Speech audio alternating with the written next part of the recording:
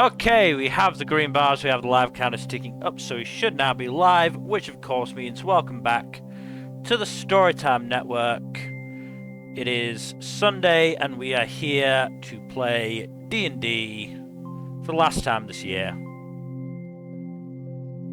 Not for any fault of my own. Blame everyone else for having families to visit.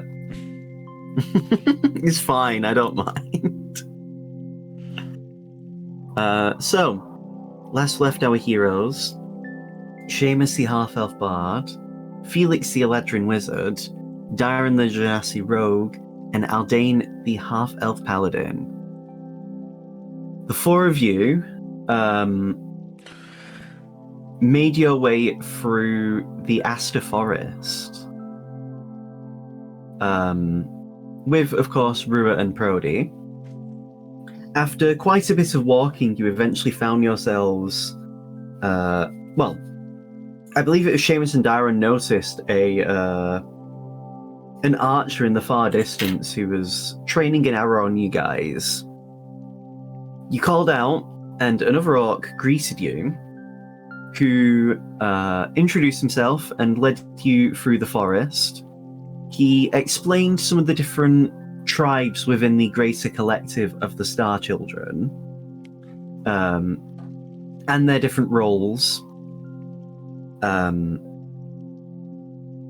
Once you actually arrived in the forest, you spoke with the main leadership of the orcs, and were able to quite swiftly convince them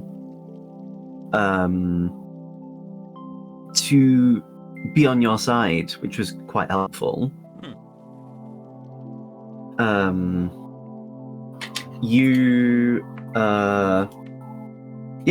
After some talks and basically, just discussing other matters, you then were given the third piece of the armor of the Titans for Prody to eventually use in its completed state, with the last piece being somewhere within the Bloodblade Orcs. You had asked for someone to go investigate and collect whatever could be found there. To your knowledge, that's still happening. After some resting and discussion of strategy within Venari, Guy had basically told you that Jade had basically ran off on her own, as she was specifically told her dad had been captured by the cult. After some very tense back and forth through sendings, Felix was able to convince Jade to stand down, as the party had learned that Mr. X, Xavier, is very likely Jade's dad. You are the father. As he had explained that him and his wife at the time were separated because of the cult. And that would line up, at least with what you would know of the events of Akra looking after and taking in Jade and her mum until she passed away. Before then, Jade eventually moved in with some extended family in Centralis. Boy, I hope we're right about that, because if we're not and the cult actually does have Jade's dad, we sort of fucked that, didn't we? I mean, from what you can tell, since it's been pointed out to you, the coloration of their eyes is extremely similar to each other, uncannily so. Wouldn't exactly be a very easy coincidence. It's almost like somebody in the party should have noticed it earlier. Yeah, Felix. I know. I was being self-deprecating. The artist who should be familiar with colours. There was hints about it back in Tenno Yama that I just ignored. To be fair, though, it came across like a one-off scene, and it kind of was. But it was supposed to be more foundation for the eventual reveal, which is fine. To be fair, it took me basically showing you my hand to reveal that for you to figure out Kuro was Drake Blackburn. Yeah. So.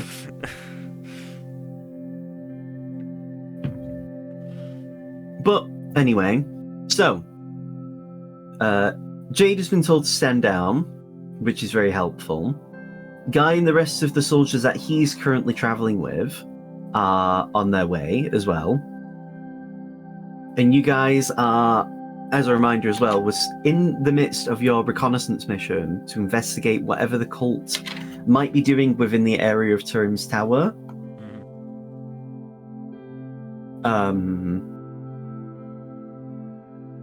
Rua will start with actually speaking for the first time in this session. Just say, well, since Jade is at least ahead and she'll probably be waiting to get back with Guy,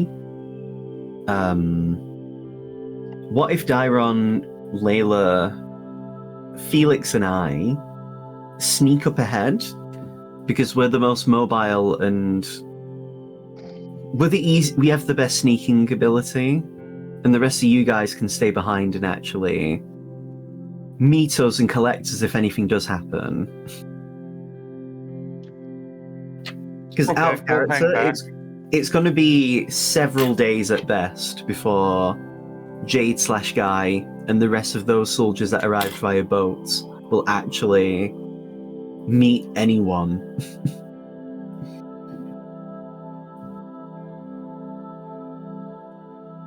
Well, then you go on ahead and we'll catch up with you.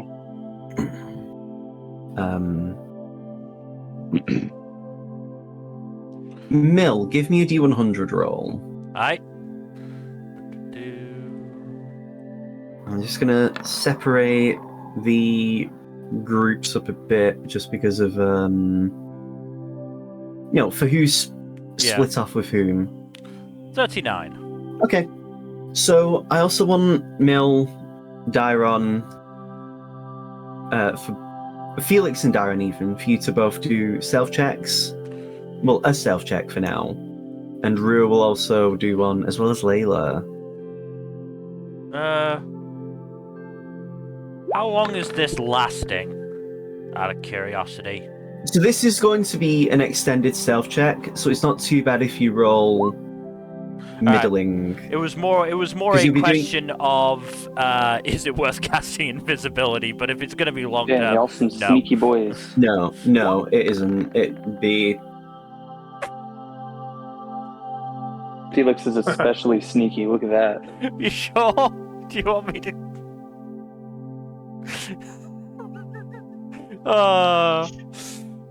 Can he just get carried by the other two? I didn't click that. So what's happening is, when you click on a window to drag it and change the window size. Yeah. It's acting like I'm still holding on to it. So when I'm hovering over the actual edge of the window, it's moving up and down. Because Roll20 notoriously does have really bad, constant issues with its UI issues, and it's doing it right now, actually. I really fucking hate Roll20. It's Layla's account. It's only Layla's character sheet, because Rue's was... It's doing it now. Right, so that plus 12 was Layla's anyway, that 27 she got. Oh, okay. There we go. Fucking hell. And then finally Rua's. I don't suppose we're traveling in low light or darkness. So the path you're heading to does have the canopy of the trees to your advantage. So you do have some level of low light. Is actually why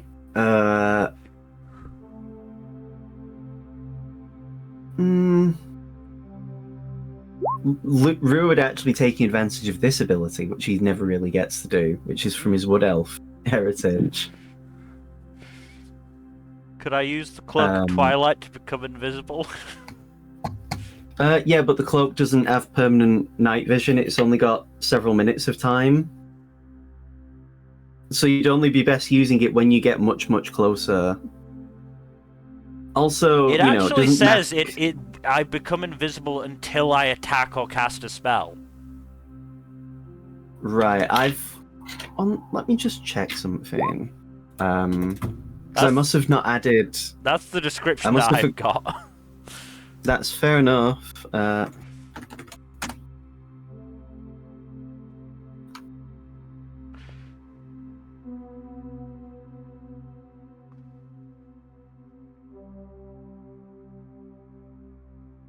Oh yeah, so very true. I forgot it does. I haven't personally used the Cloak of Twilight myself in many, many years, so To be I fair, forgot it. I don't think it's meant to be used like this outside of combat. But yeah, you can use it for as long as you can. So the only problem is that 5 still accounts for sound. Yeah. So you're still generating noise. I don't have So silence. after a while of like quite a bit of walking, eventually I want all of you to do a perception check as well. So that was Ruba's. This is Layla's. D4.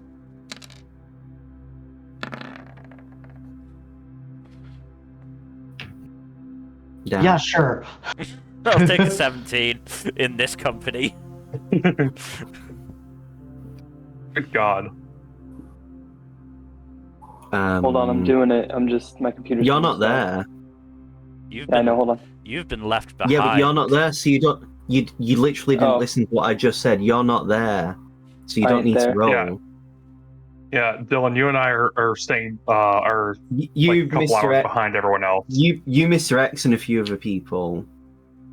Yeah, Yeah. like you aren't Davis can physically really there. see all day, just really rustling in his armor. I mean, it's fine, but yeah. We're still following, if I remember right. It's just Yeah, it's we're just behind. they've gone up much ahead of you, just in case they need to run back and meet up with you. They're scouting ahead effectively. All I heard was everybody do a perception check, and so I thought I was included with everyone in that instance. Way after I already mentioned that the party was breaking up. It's fine. I'm not trying to like be mean. But yeah, so you all go up ahead. The 4 that are up ahead.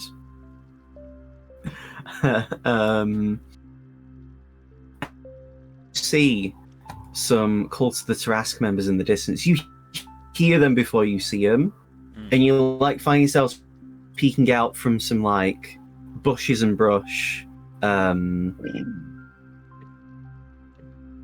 That like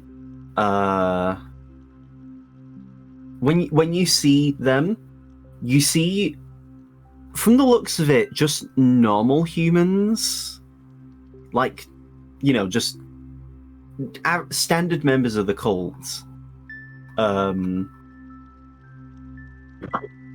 They're mostly just talking about whatever. They're like doing little things like moving stuff, discussing stuff.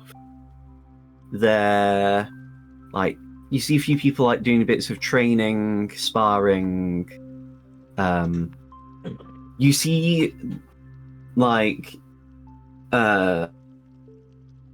but yeah, so far you don't see any Taraskified creatures of any kind. And again, this isn't necessarily, there's no expectation of you dealing with them. It's just seeing what they're actually up to. Felix, if you were to move any further out, you wouldn't have the cover of like low light to help you. Right. So you would have to so if you were to continue further in and move further out, you would all need to do. This group would need to do new stealth checks. But you would not have the cover of. A stealth Yeah. check? I'll do a stealth check. Not for you. But yeah. I will whisper Again, you don't- very quietly. Do you guys want me to cast invisibility on us all? Because I can do that. Wait a second. Okay. What for? Layla asks. I don't know. Feels soon. Oh, I thought you had something useful to offer. No, I never do.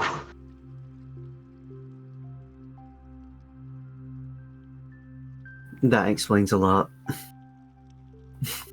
She does give like a friendly smile, like she isn't trying to be mean. It's just No, I know. Tyra's also being half flirty, half jokey.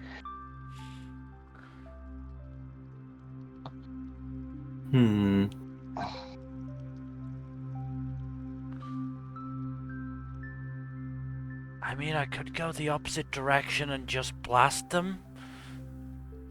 We don't need to attack them. We were already told this.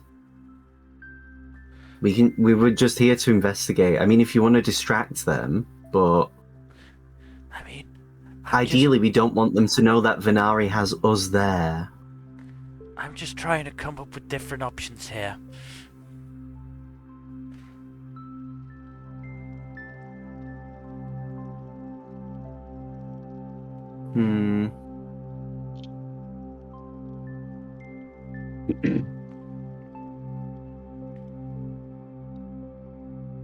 How long does invisibility last for? River asks.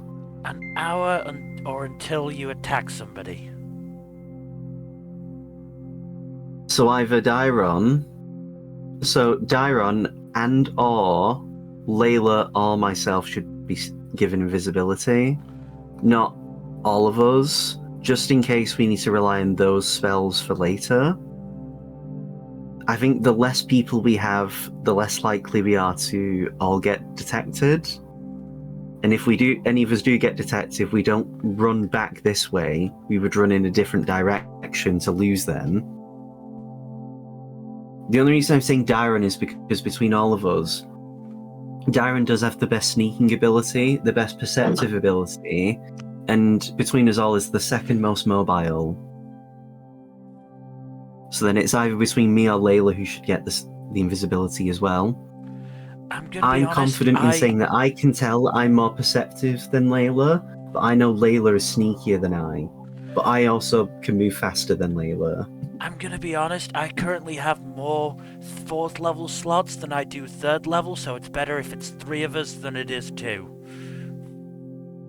Yeah, but the thing is, worst case scenario, if too many of them do come after us, I would rather you be here to blast them as a surprise. So then, if I or Layla stay behind, one of us can also then run in and snipe them. Because then it'll split the forces up, rather than all of them being concentrated on too many people. I'm really not understanding why it's bad that there's going to be more people invisible than fewer. Because it's a greater chance for people getting caught via sound. But that chance exists if they're not invisible anyway. Yeah, but then we at least have the presence of being invisible. The problem is, if any of them have anything like animals that can hear better, they'll know where we are, even regardless of that. The point is, at least if there's less of us, it's less likely for too many people to make noise and also be detected in other ways. That's all I'm suggesting.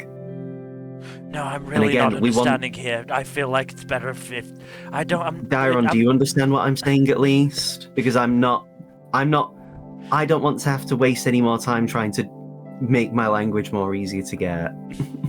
Yeah, think of it this way, Felix. There's a few. You're better off letting us handle being invisible than you being invisible and then still tipping off the enemy. Well, no, I also mean in regards to like only 2 of us going up. Yes, because honestly, Felix, we're already pretty damn stealthy. Protection. Yeah. And you're better off being back here. Okay, I see where the misunderstanding was happening. We can still be invisible and stay here. If you want to even use invisibility, unless I start firing gunshots, they're probably not going to hear us from here anyway. There's no reason for them to be... So, out of character, from the distance where you are, unless you start doing anything absolutely obvious, they won't detect you. Right. You have the cover of the trees and the foliage, and their own general passive noise to basically protect you right now. Like, unless any of them have an idea of where you are right now, invisibility isn't needed. Right. It'd be different if any of them started wandering over. Like, you can absolutely see them. They would need to be given some sort of like tip off to have an idea that you guys exist where you are right now. I probably should have made that clear, but yeah. No, it's fine.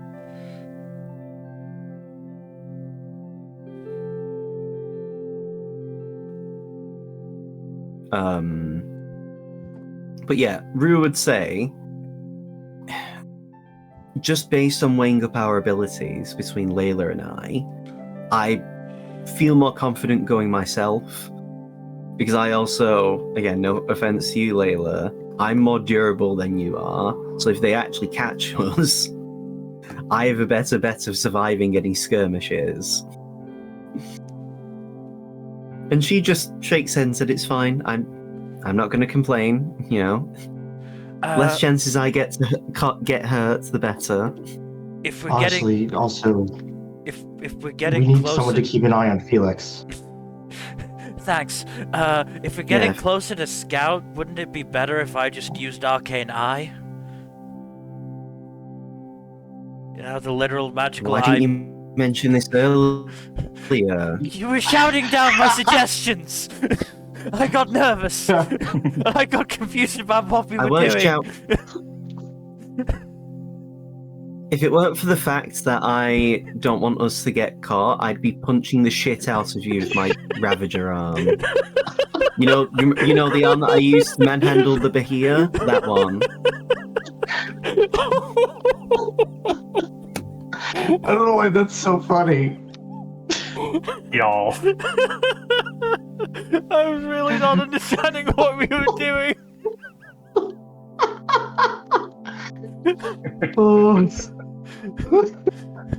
I thought Felix we were doing... did not understand the assignment. I thought we were maybe doing a little bit more than scouting, because otherwise I might have suggested the spell that is literally amazing for scouting. I mean, you know, it's not like I didn't say, you know, we're not fighting them. No, you know, I that's definitely fair. didn't. It's fine. That's fair.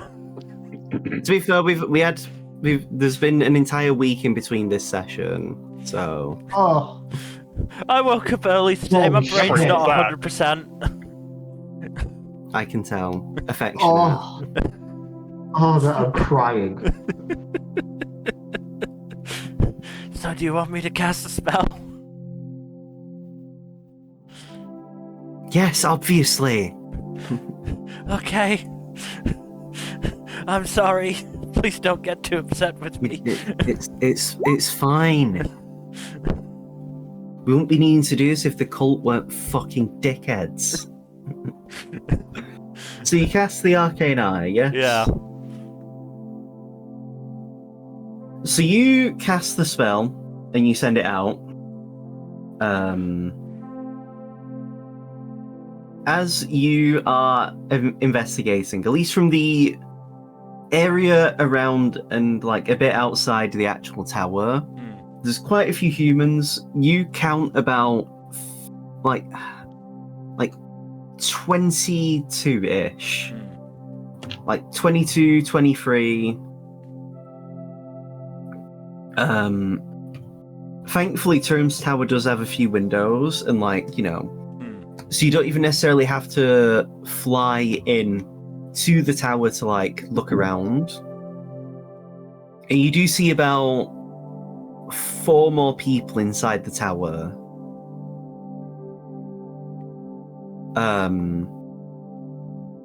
None of the people inside you don't see anyone who seems to be Tarascified. Okay. But none of these people also seem to be of any like importance. They're not wearing any distinguishing like clothing. They don't seem to really have a level of like strength Okay. If you were to compare them to, say, the group that you dealt with in the Frostfang Mountains, when you met Ernest, Yeah. that group would easily curb stomp these. Okay. Which probably makes sense, if only just because, like, you don't want to send shitty grunts up to, like, the harsh, heavily snowy north. You want the crack troops for the Frostfangs and the. Also, if you are looking at the map, there is also this like bit here, where the cult HQ used to be, which is also the place where, if you remember, the Tarask was. Yeah. If it still isn't already there. I'd be impressed if they managed to move it. I mean, if they could move it with magic, teleport exists. Fair. I mean, our teleportation circle, like, there's probably methods that you don't know that they have access to, I mean, the question with teleport is, would the Tarask be considered a willing creature? I mean, the thing is, they must be doing something to Taraskify people, which means, like, taking bits of the essence of the Tarask. You don't know how willing the creature is. It could also be, like, dominated, like, magically mind-controlled, in such a way where they have its coercion, quote-unquote.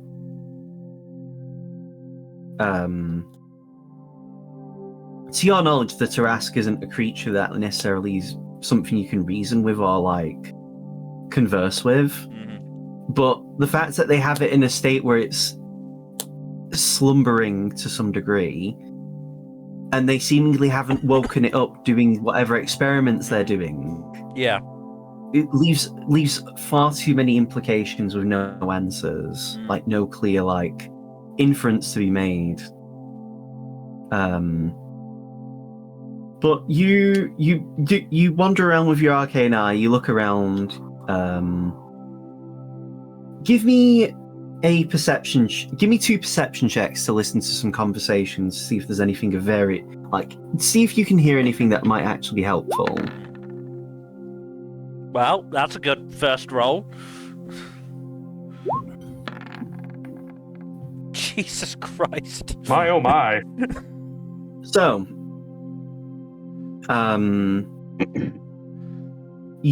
one of the things that really sticks out to you is the term memory bleeding.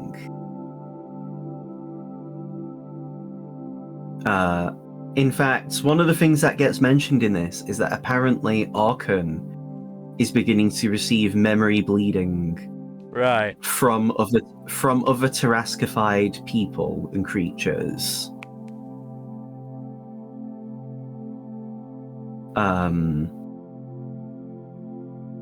In addition, you're hearing about, apparently, the Frostfang Mountains headquarters have fallen.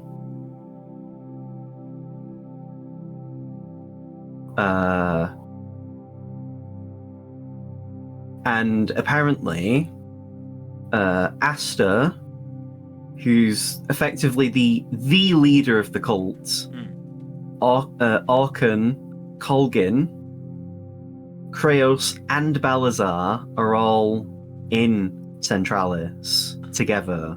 Right, so the leadership of the cult are all in Centralis. Yeah. Now. Okay. And you also hear a few people complaining that, like, why can't they be in Centralis? Because it means that they'd be safe with all of their best people.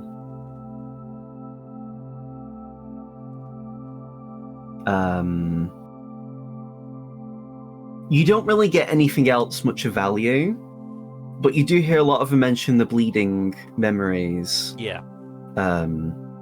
None of them themselves mention they are suffering from it, but they mention Orkan, sorry, not Colgin. They mention Orkan is starting to suffer some of the effects. Mm. Whatever that actually means. But other than that, you don't really get anything much of value.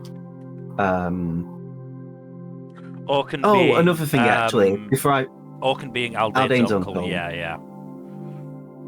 Another thing actually, you mentioned a couple of people mention that they're frustrated that seemingly the bait they set up for the Goliath girl didn't work. Cool. Because why is she not here already? Great stuff. Glad to know that we were correct. At the very least, they don't have Jade's dad there. There's nothing but humans there. Yeah. I mean, apart from stuff like beasts of burden, like horses or whatever, there's no like. It's literally just the cults, like basic bitch ass humans with some horses and shit. At that point, I assume you end the effect of the spell. Yeah. And I assume you also share this information now with the group. Absolutely, yes.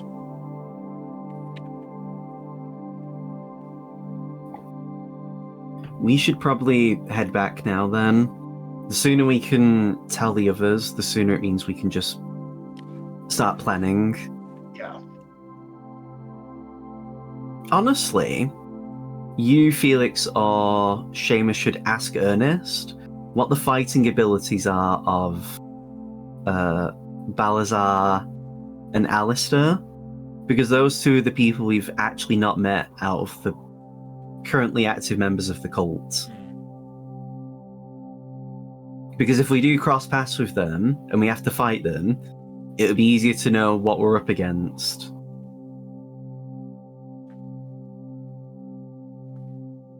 But again, that's something we can do when we're in a safer position. Yeah. Do you guys head back then to meet with the other group? Yep. Okay. So after some more walking, you head back. Aldane, Seamus, you see Dairon, Layla, Felix, and Rua walking back to your direction.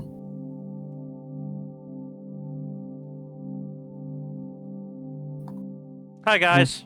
I perceived them first. I'm very perceptive.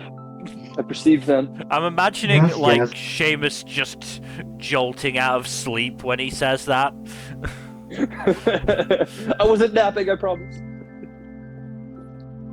Welcome back. How'd it go? Well, first, good news. We were correct. Jade's dad is Mr. X, and they don't have him. Technically, Oh, so they were does, bullshitting on it. technically, it doesn't confirm that Mr. X is Jade's dad, just that they didn't have Jade's dad. I mean, for what it's worth, my child was called Jade. Look, it could That would be an an indicator, yes. It could be an incredible coincidence. I'm not saying it's likely, but It there's could, but from what I've been described to so far of my daughter, she sounds like she's taken a lot after her mother and myself. absolutely fair. It is almost certainly correct. I just, want to. I'm just going to move on. Rua mentions we also found out about a thing called bleeding of memory, or memory bleed. Apparently, it's Ernest met- Pleasant. apparently it's happening to your uncle at the moment, Aldane.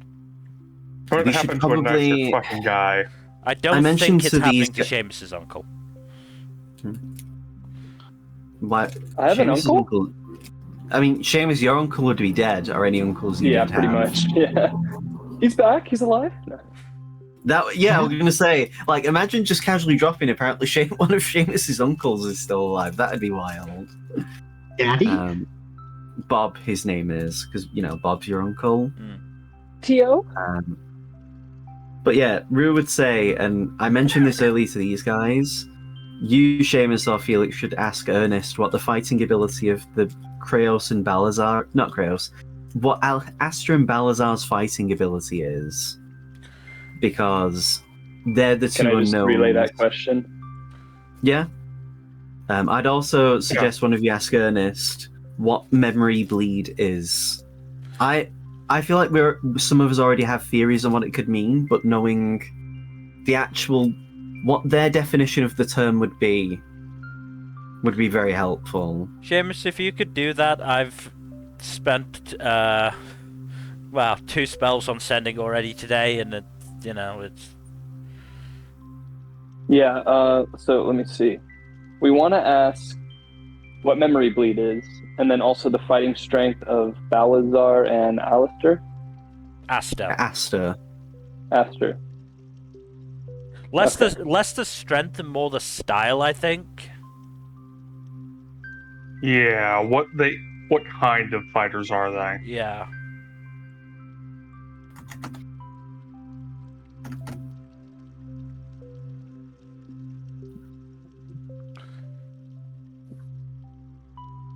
I assume at this Oh point god, you're I hope I'm spelling these correctly. Balazar and Aster. Aster. Yeah. I mean, you can literally see the spelling for Aster on the map. Mm-hmm. Well, yeah, Balazar and more. Is there any like double L's or anything? No. Okay, There's so only it's B-A-L-A. one L. Yeah, Blazar. Okay. Now I forget what were we told about the alignments of the 5 leaders. I know. I mean, Colgan's very likely the easiest to get along with. You fought with him after all. Like he has even said He'd be he'd the easiest betray to get the on side. Yeah. He'd betray the whole group if it meant his brother was safe. Krios doesn't care for the radical leadership and the direction it's gone in. That it has been in since its inception. Aster, to your knowledge, prides the Taraskification process, but has never undergone it himself because he's a pussy. Balazar, you only know that he's in charge of the actual education within the cult. Who am I sending this to again? Ernest, the guy you spurred at the Frostfang Mountains, Who is currently probably like here at best. probably, yeah. Ernest, E-R-N-E-S-T. Yeah, I mean, you don't need to know the spelling of his name anyway, but Okay. yeah. Well, I I want to mean, address him by name because I won't be rude.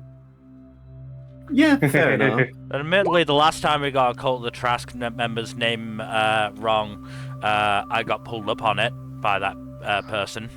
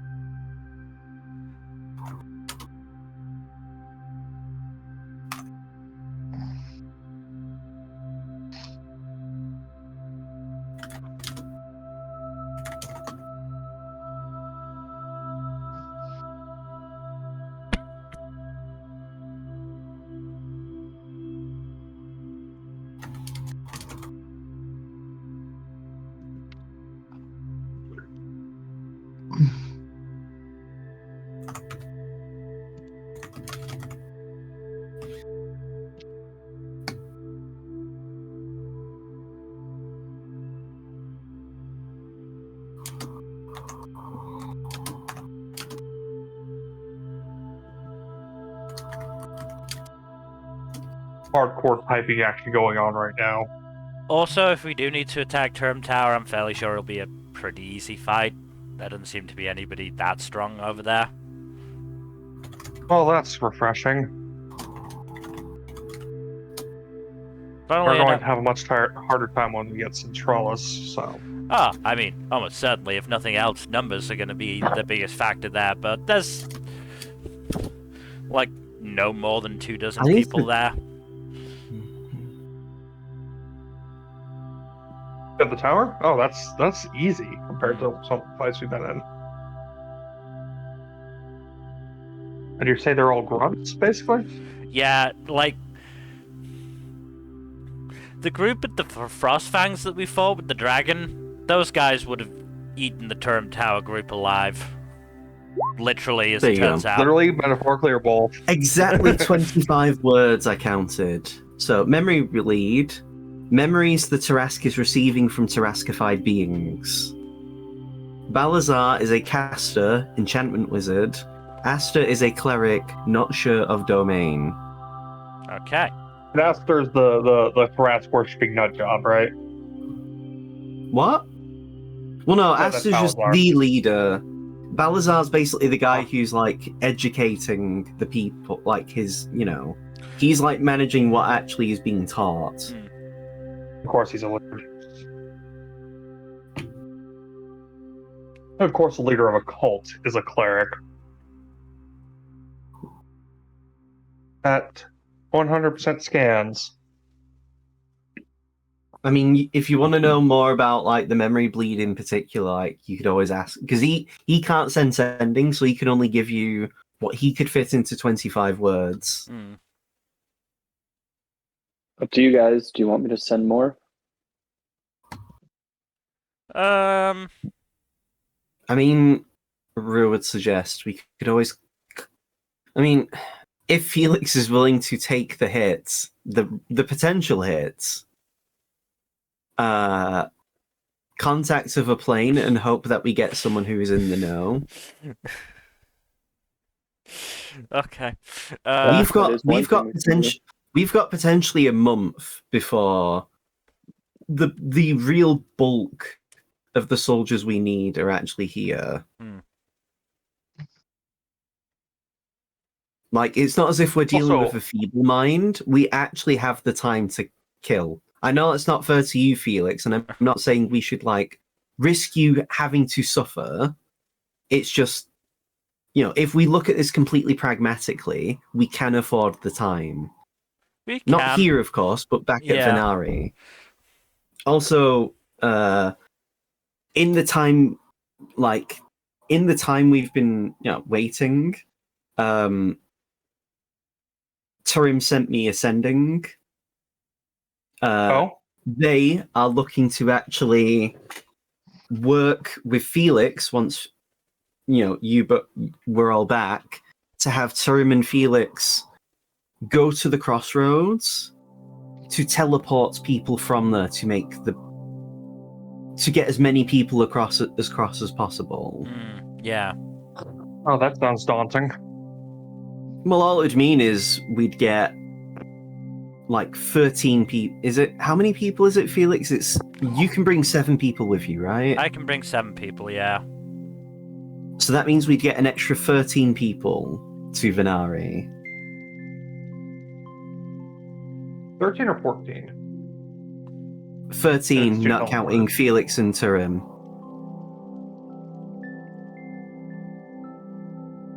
Oh, so Turim can only do 6? Oh no, yeah. 14. So it'd be, yeah, 14. Sorry, yeah, 14 people. So we could actually, I was saying back to them, it would be a really good idea to do that, because that means then we can actually get as many people across as possible in a month if we decided to take that long. And then we'd also be able to get any extra people that are coming down from Glavnaya and Yuto, apparently.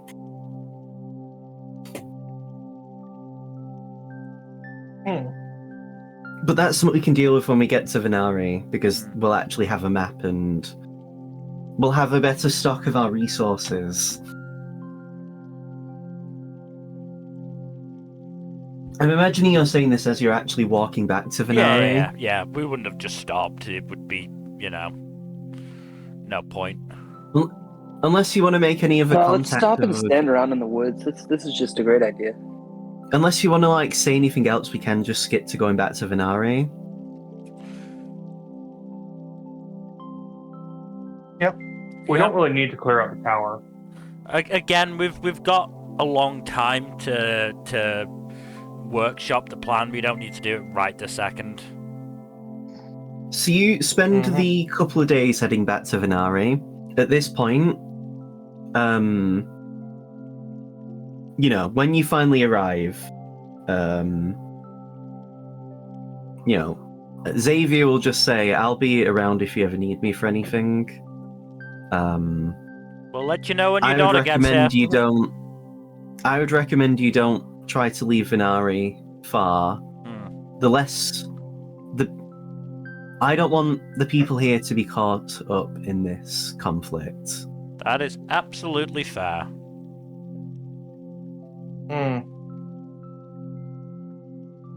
And he leaves you.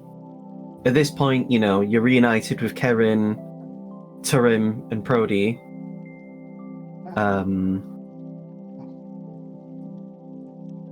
Prody will say, I actually came up with the idea that Turim suggested to Ruba, where Turim and Felix teleport back and forth with what they can do to actually, bring people across with teleports.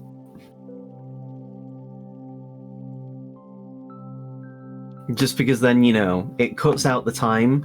Although then again, Turim Prody just said, we're not going to be able to bring every soldier over because there is still going to be goods and physical things we need that we can't take with us. Unless Prody looks to Ruba, can we borrow the portable hole? And Ruba actually reaches into his coat and just hands it to Turim. Well, yeah, to Turim. Because the portable hole has a really deep carrying capacity. For context, the let me check. How much does a bag of holding hold? Because that's also pretty big. But portable hole is probably a lot bigger.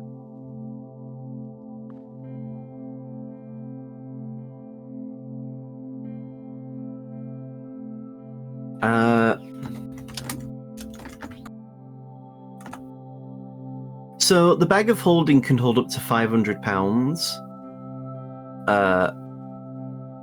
not exceeding a volume of 64 cubic feet. And it's roughly 2 feet in diameter at the mouth and 4 foot deep.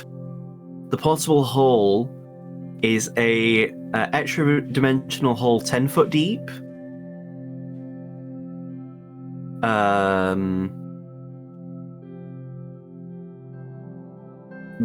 I believe the portable hole is actually does have a good bit carrying capacity anyway. Is it 100 cubic feet or something?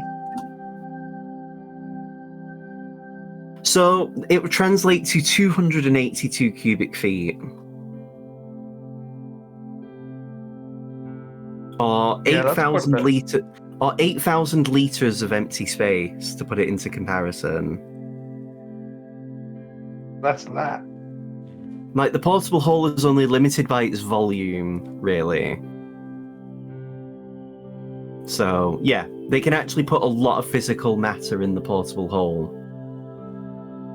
I don't suppose Turim has teleportation circle? I do. Okay. We would need to make a circle for here, though. Also, we can just get something of Venari. I'm just trying to think of a spell that's slightly less, strenuous to cast. I mean,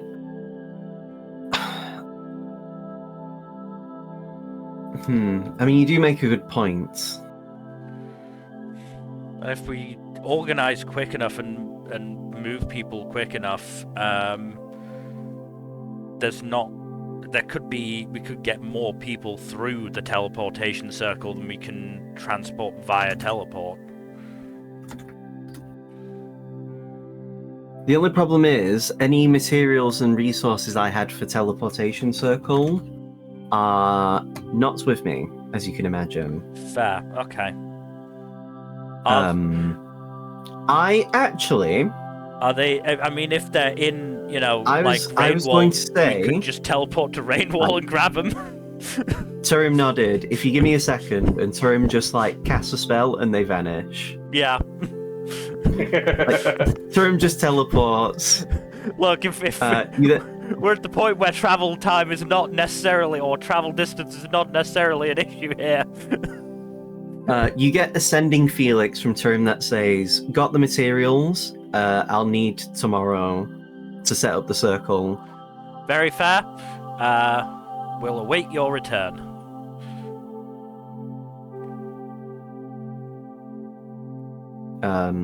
So yeah, that's already covered. Cool. Because the other thing is that, if Turim shows me the spell in their spell book, I can copy it into mine, and then both of us can cast it. Mm-hmm. And, yeah, that's sorted. I mean, if nothing else, So- I've got, because it's 5th level spell, I can cast it twice with 5th level spells and twice with 6th and 7th level spells, whereas I can only cast teleport once a day. So we're gonna skip ahead a bit Alright. because this is just a lot of logistics. Hmm. Turim is able to return the next day with the what's the word? I'm actually going to change the music, by the way. Alright. Here's the new music that I'll be using for now, for the session. So Turim would return the next day with the necessary materials for the portable hole. He also brings back, they even bring back 7 soldiers from Black Rain, just for some extra fighting stuff. Hmm. So that's always nice. So Turim would say, Turim would give you the means to learn teleportation circle, Cool. while they actually draft the circle. So, I'm gonna have to do this. Oops. Felix. Spells. Because who can be bothered to type stuff in?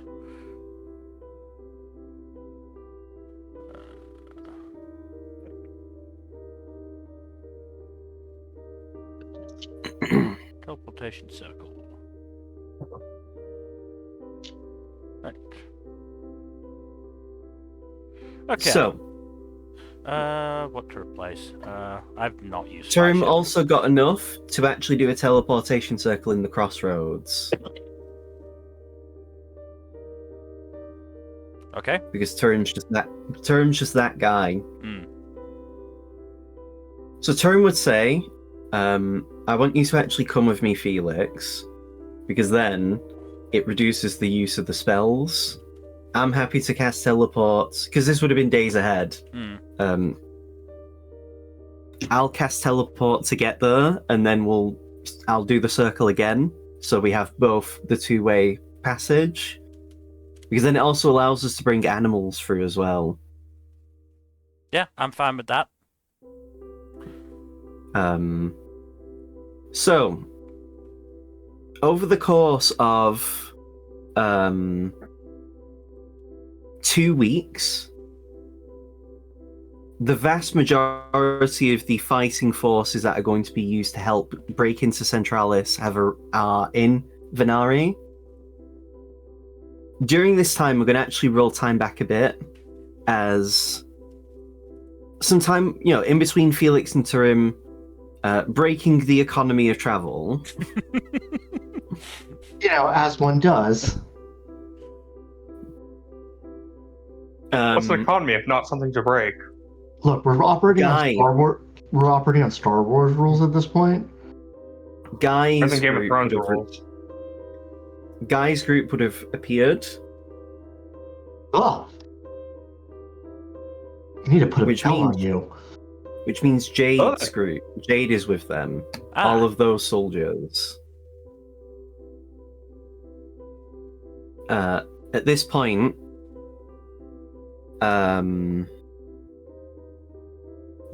they've arrived.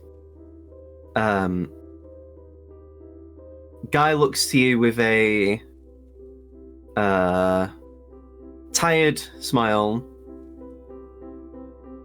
and just says, "It's good to see you all again. We're also going to change the music again." And so as you meet Guy and see some of the several soldiers that had traveled by boat, you also see some orcs. In fact, you actually see a few from the Aster Forest. And Guy would say, they told us that you had allied with them, so they met us and helped us find a quicker way through the forest than just on the main roads. It also meant we could avoid around Turim Tower as much as possible to draw any eyes at us. That's good.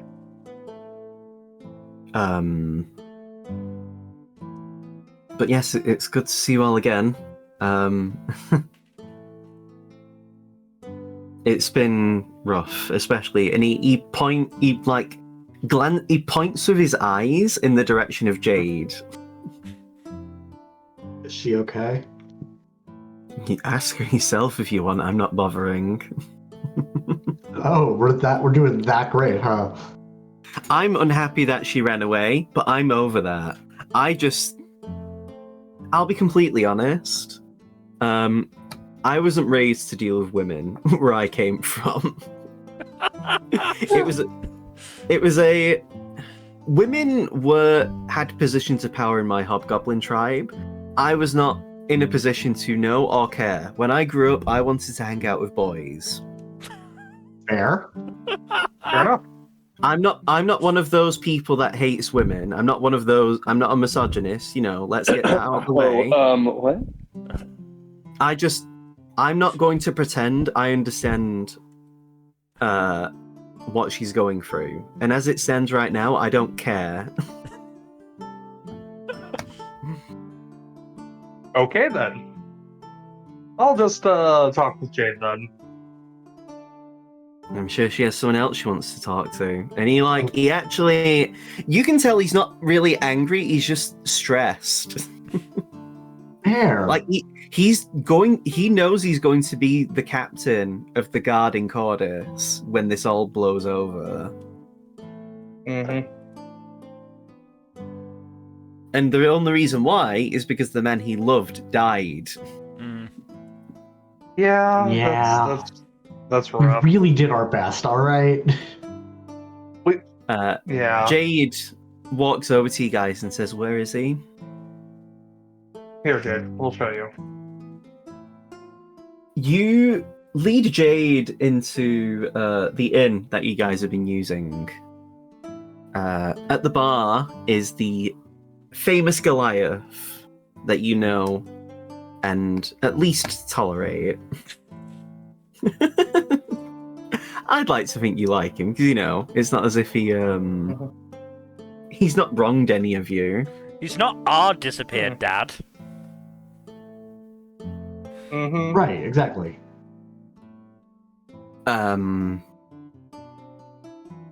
As you walk inside and people look, the air in the bar goes still. The person running the bar actually gestures over to look behind for the tall Goliath to look behind himself. As he does, he drops the glass that was in his hand. His face goes shocked doesn't feel like the appropriate word to use.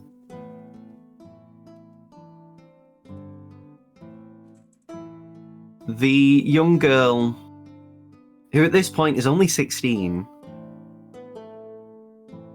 she walks over. The older man, the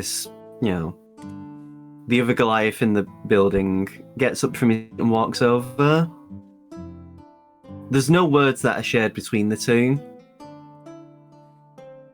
just a hug.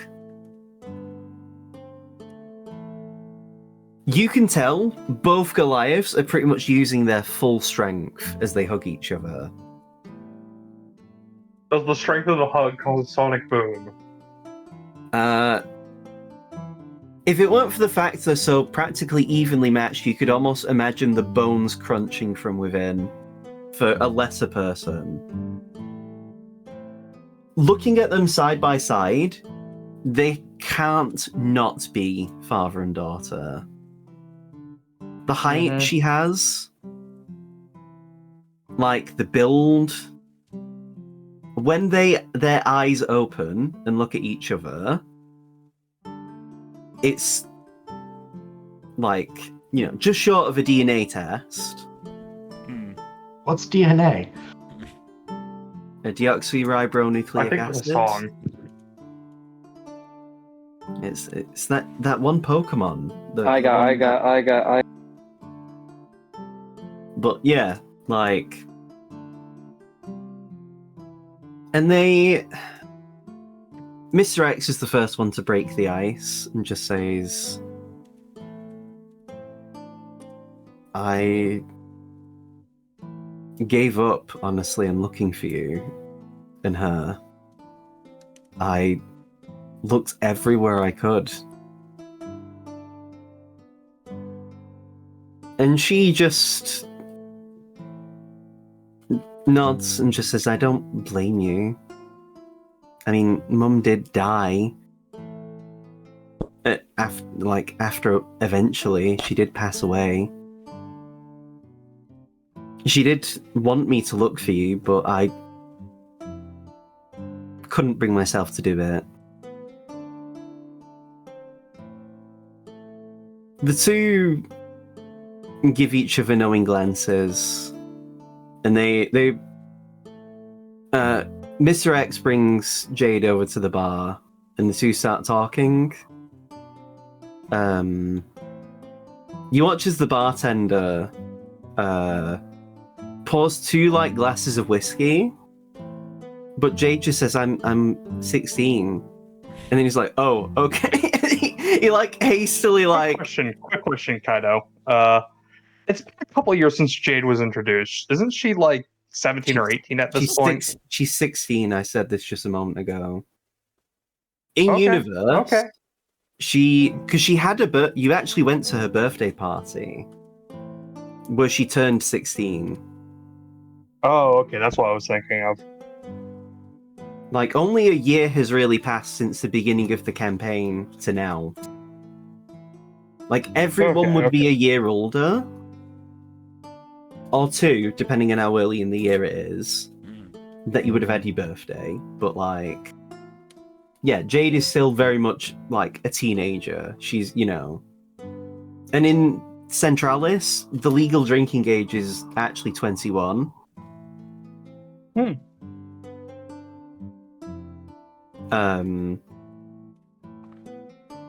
And yeah, so the bartender, after learning that Jade is actually a child, he pours her a glass of juice.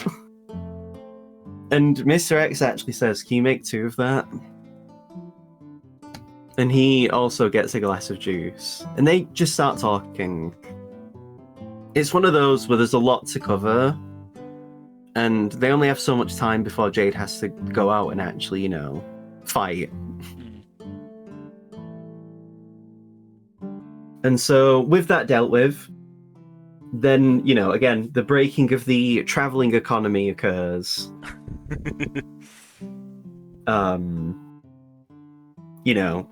Felix and Turim use teleports and/or teleportation circle to get to and fro. The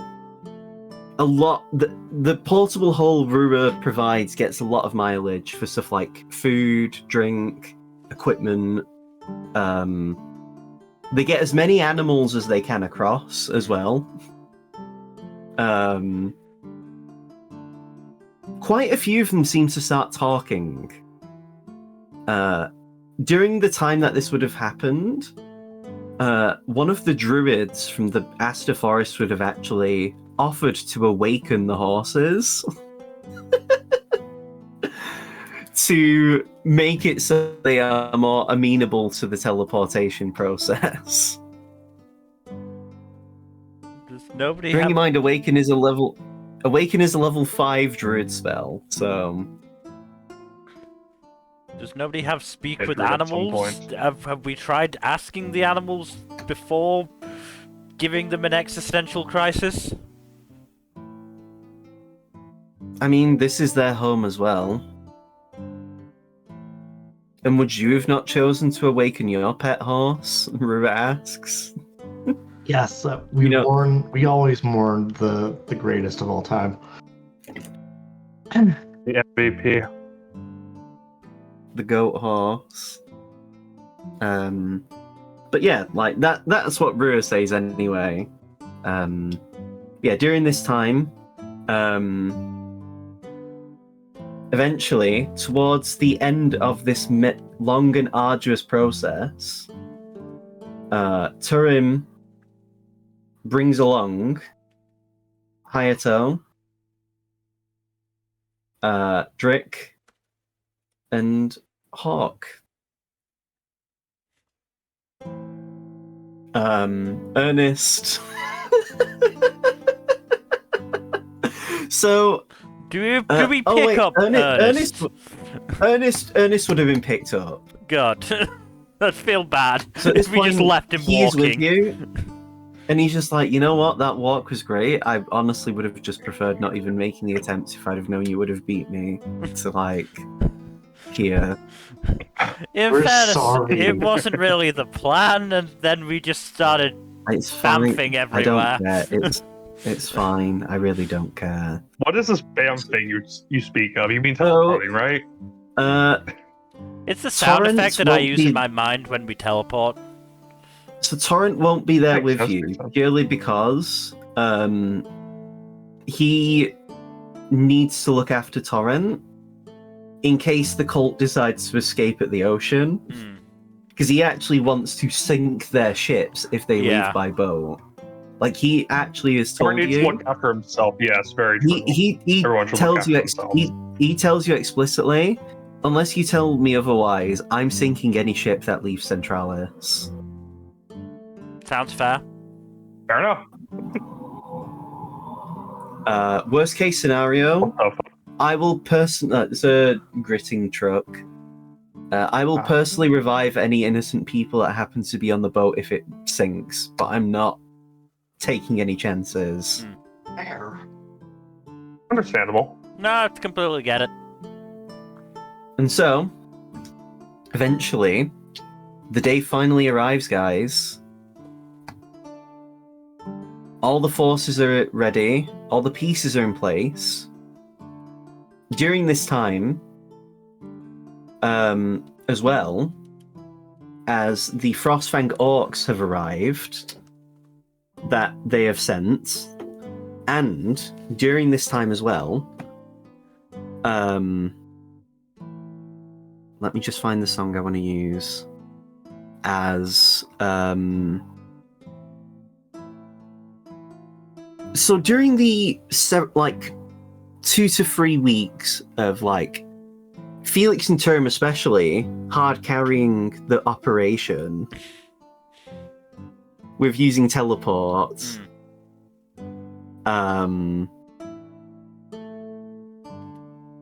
What's the word?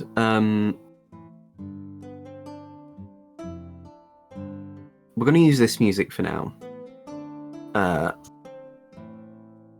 A scout had reported at the Bloodblade Orc camp that they found some armor. A chest piece that also goes down to cover the upper legs was found. It was brought back and collected. And so the entire armor of the giants has now been collected. So, who's gonna wear that? Me, no, Prody. I figured it Prody, was gonna be pretty. Just wanted to double check. you watch as all 4 pieces of armor, the cape, the gauntlets, the boots, and the torso armor, all actually fly out. And basically, the moment they come into close proximity, they all awaken in a way, glowing. Runes, Roten Giant, and Orcish form along the armor. Seamus, you know Orcish, don't you? I know Giant. I don't think I know Orcish. So, well, I mean, you can check because, I mean, you are in the role. Yeah, no, I know Giant, but I don't know Orcish. That's fine. I think Aldean might know Orcish. Let me double check. I mean, you know who would know who knows Orcish? You. Aldean knows Orcish. So, between the two of you, you see the text that's actually on the armor. And you see all of the names belonging to these giants. And what they correspond with in terms of, like... not correspond, but these are the names of the giants that to do with some of the armor set pieces that form. So there's Phoebe, Nemazine, Thea, which was on the cape.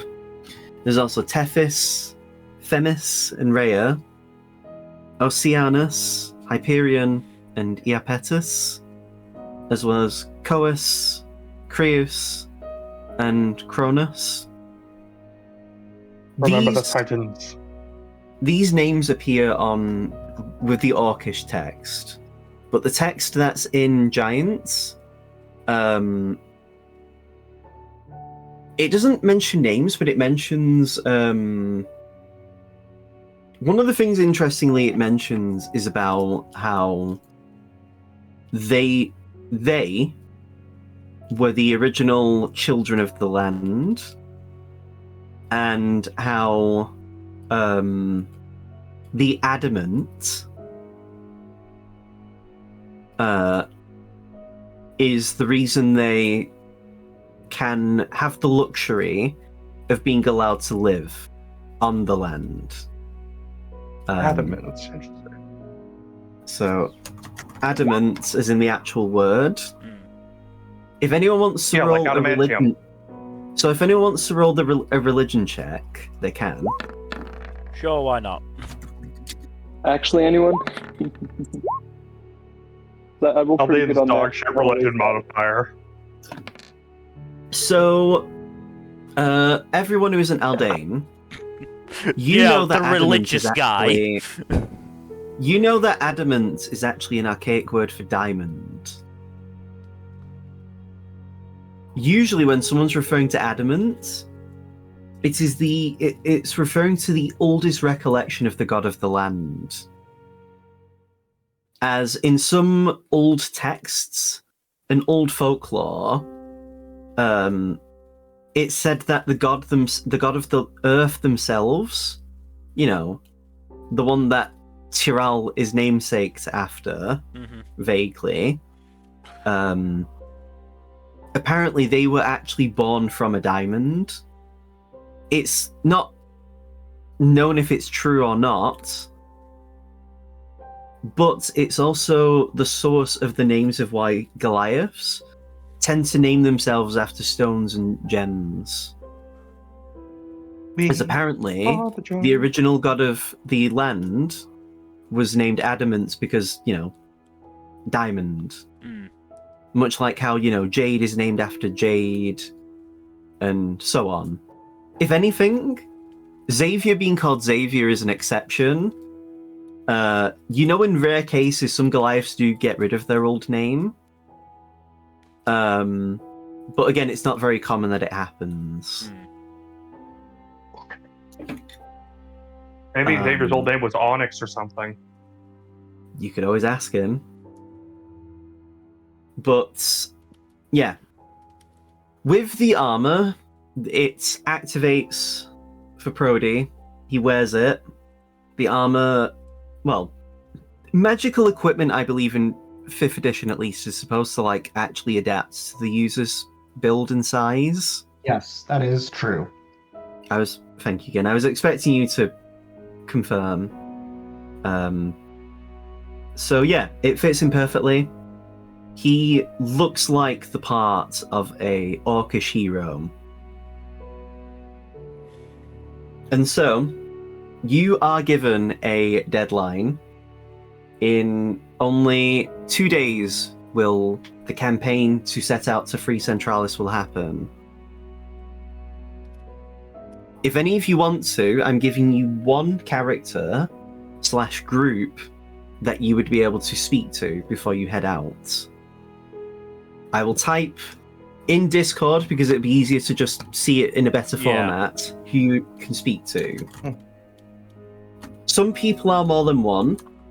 So, like, you know, if you speak to one person, you might also end up getting another character.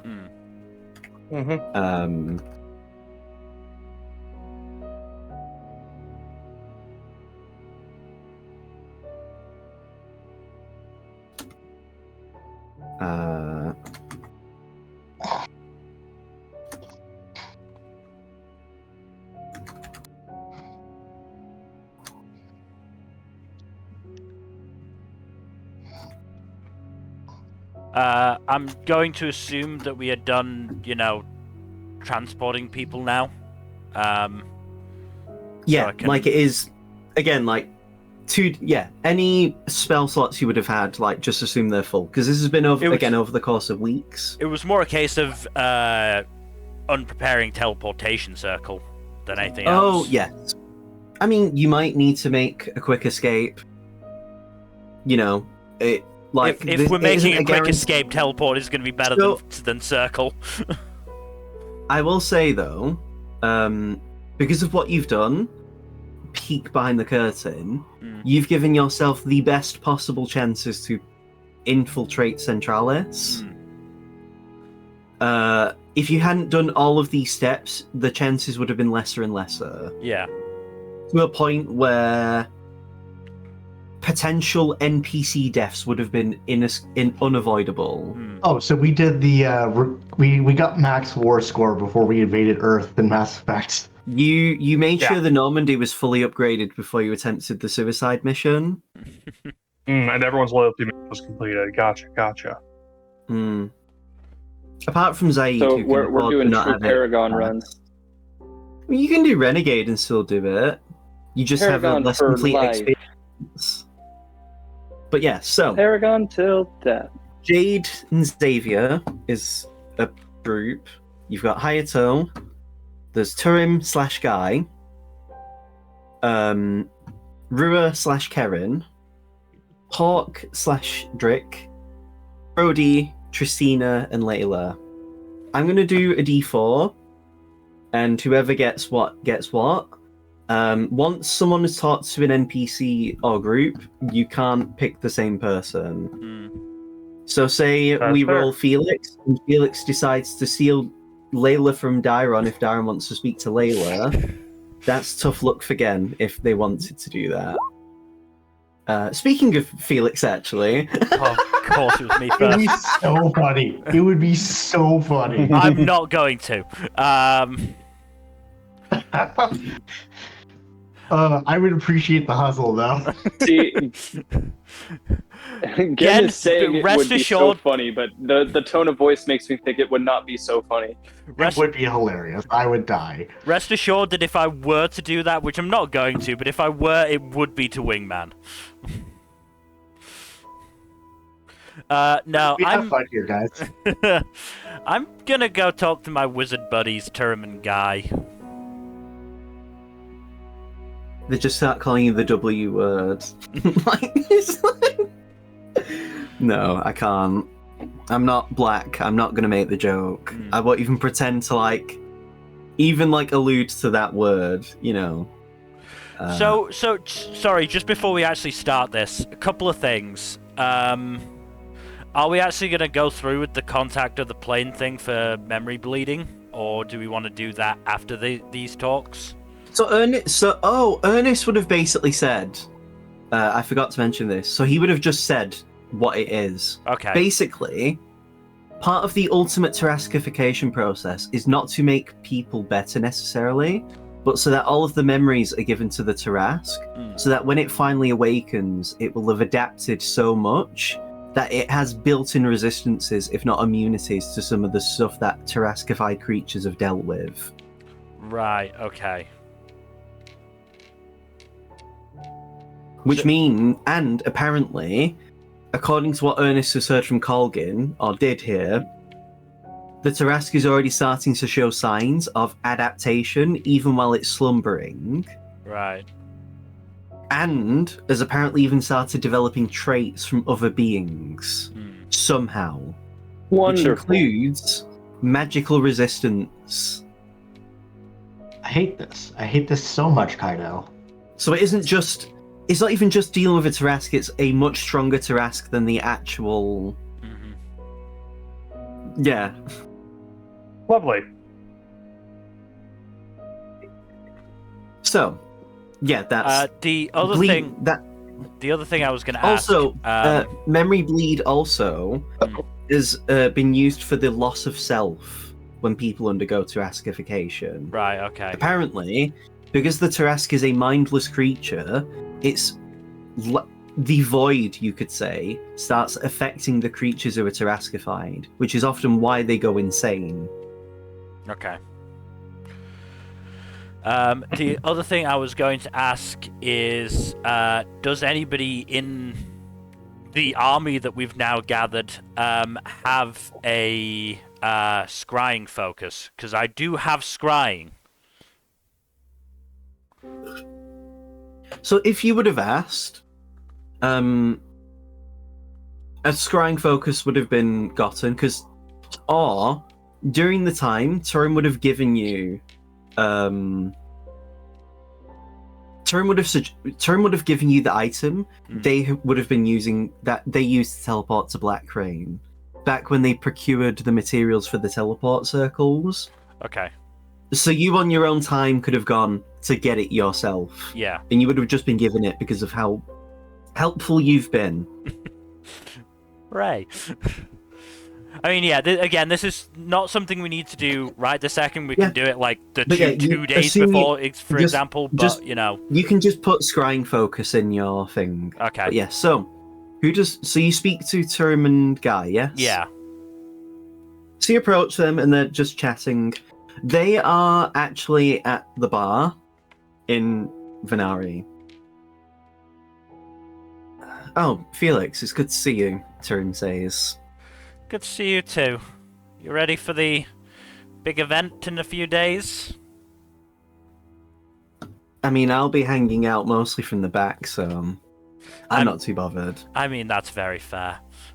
I mean, it's literally you Daldane, Seamus, Rua, Dairon, and Karen that are going in. It's still a big event for all involved, I feel like, but yeah. I mean, this is the second attempt that we've had to send people into a country to free it from the inside out.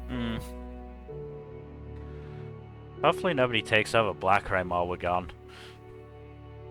I mean, we didn't send all of our forces from Black Rain to here. So there's enough soldiers, and according to Charity, she has been working on actually helping people become soldiers and actually getting them help. Apparently Hayato himself had been sending people over to help with basically helping them to live. That's good. You know, since all the nobles got disposed, a lot of people are suddenly in houses. Apparently, according to Charity, the homelessness crisis that Black Rain had been suffering will very likely be eradicated by the next year. Oh, excellent. Fantastic news. You'll love to hear about it. Turns out violent and bloody revolutions can actually make things work when you actually follow through on it. Turns out, apparently, the Black Rain people had suffered enough to want to actually do something to happen. But how are you doing, by the way, Felix? Because you're actually, Actually going to be the one of the ones going in. It's not the first time. Hmm. And if anything, you'll be dealing with an easier group. You're not dealing with an ancient black dragon, you're just dealing with humans. And some Tarascified beings.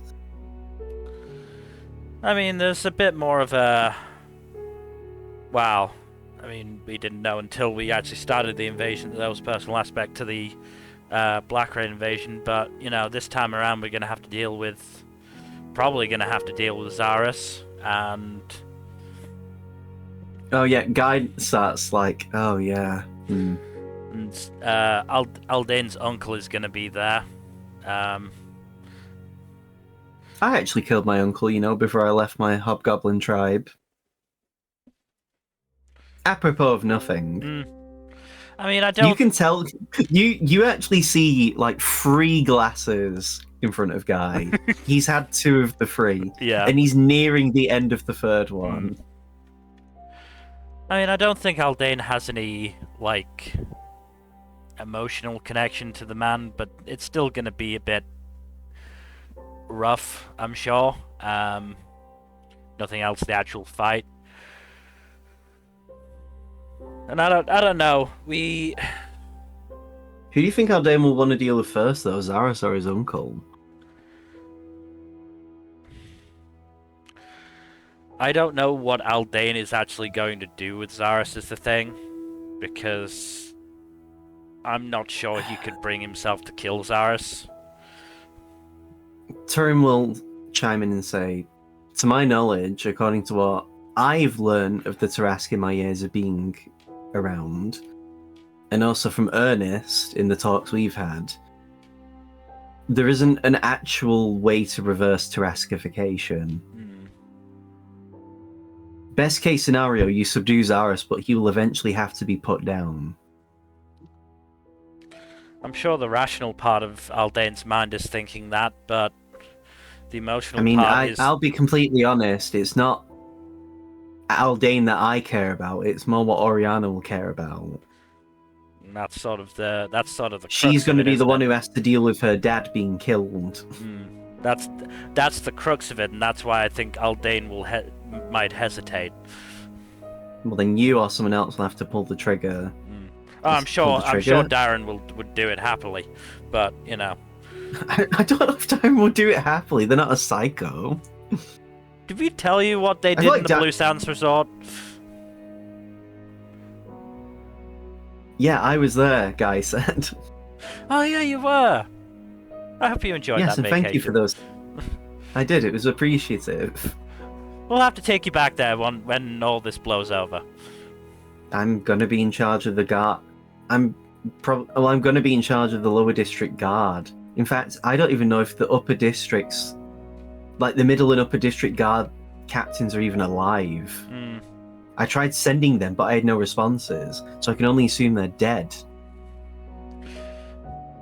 And at that point, I'll basically be the guard captain until we can find other people to take over.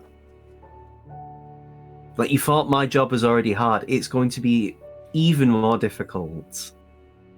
Which is fine, I don't mind doing it. I love Centralis as a home. I just wish I could have been in charge in better circumstances. Yeah, I get that.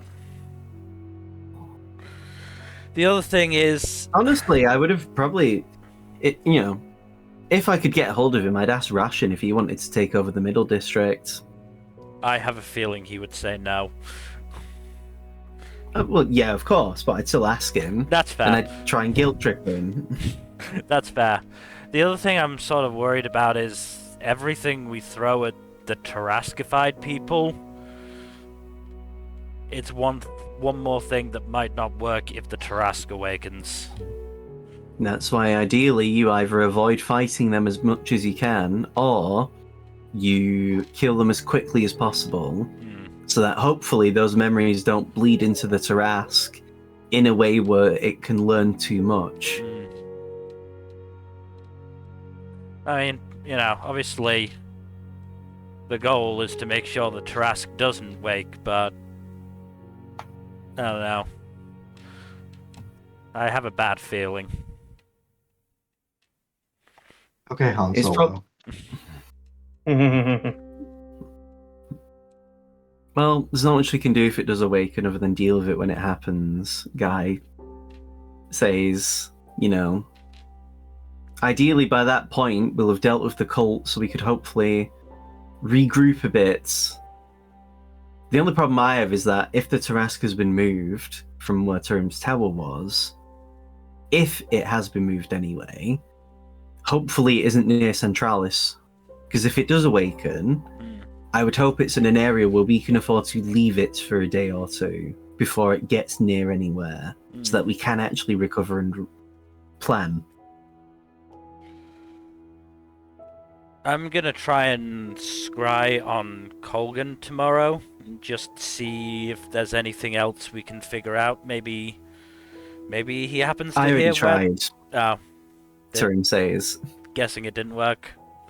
I actually knew Colgan a few years ago, so I knew who to scry on. Apparently, I checked some of the other leadership as well. They all have anti-scrying paraphernalia. Fair. Apparently, Ernest also said, not only do they carry anti-scrying equipment, but other things as well that make it more difficult to detect them.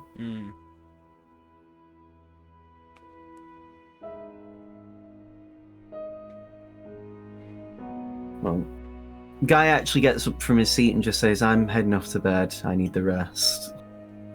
Fair. I'm also going to have to write a speech for becoming the guard captain. Well, good night. Good night. You're left with Tarim, but Tarim just says, I don't really have much else to add. I've actually tried getting in contact with my dad. The Black Knight. Yeah. He isn't responding. And the other thing I wanted to ask you is, you're obviously the time expert amongst us. Have you had any of the issues that got reported from Pahala with time magic? I mean, I've attempted to cast some spells, and I've currently so far had no problem. Okay. It might also be that I have a greater understanding of time magic, so I know how to cast it compared to other people. Yeah. I mean, there's only one way to cast a haste spell, but I am used to casting it, and this is my area of expertise in such a way where I don't even really feel the burden.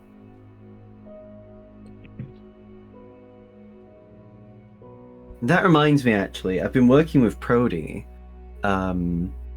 Apparently, between the Druids of the Bloodblade Orcs and the Aster Forest, they found a way to allow people to mentally time travel into other people's memories. Okay, that sounds really cool. I'm looking at using it to find out more about the war over 80 years ago. Just so it can give us a better idea on how we can help and deal with the cult from never happening again, and to bring humans into society. Yeah. I genuinely didn't care if humans got extinct, or even if I was the only human alive anymore. But at this point, I feel like it's irresponsible of me to not make any token attempts at the worst. I personally would feel very, very wrong if we didn't do all we could to try and integrate the innocents. And there are definitely innocents. We've met enough of them at this point that... I mean, there's a reason it's called a cult. The problem is, though, humans are part of the cult. If there are humans in great number that are around, they've already been absorbed into the cult. by their very design, they've wanted this to happen. Which is why it's such a troublesome problem.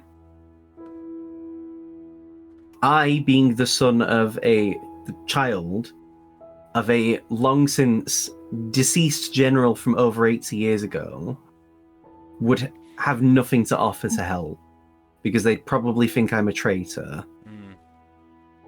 Also, I'd have to explain how I became displaced through time. Because that happened, by the way. Yeah. And I don't even know where my mum is. If she's even still alive.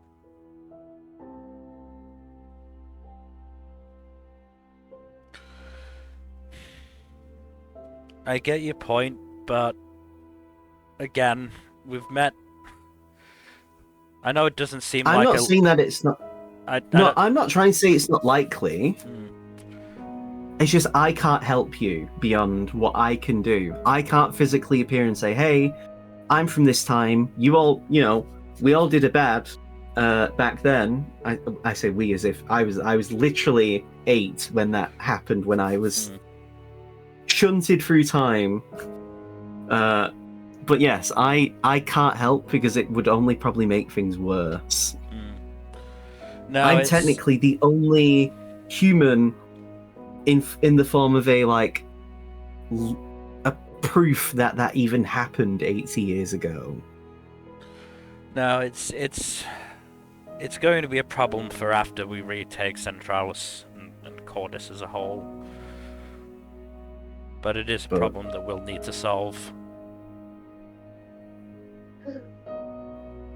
But yeah, I don't know. I'm probably going to turn in. I'm tired. It's been a long few weeks. I've not used this many spells to this degree in, well, ever. Yeah. So we're going to move on. I might have an idea. Just quickly before they go, I might have an idea to get round the scrying. Or get round the anti-scrying stuff. I'll let you know. Let me tomorrow. know. Maybe I can copy you.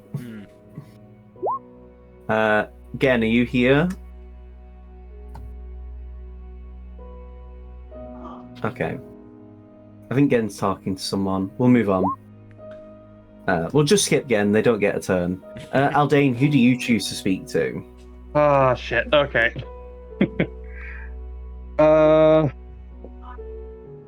I was hoping it would be someone else first because I still hadn't decided yet. I can... Dylan, are you ready? Do you want to pick someone next? So you've got... Do I have the Jade option to select? Oh, yeah, you have Jade, Xavier, Hayato, Ruba Karen, Hawk and Drick, Prody, Tristina, or Layla. I'll talk to Hayato. I'm back. So Hayato's currently practicing outside near the actual lake in Venari. He's just doing a few swings of a spear. Ah, Seamus, it's good to see you. Yo, Hayato. How goes it? It's going fine. I've been working on a funeral for Kuro once Centralis is liberated. Yeah.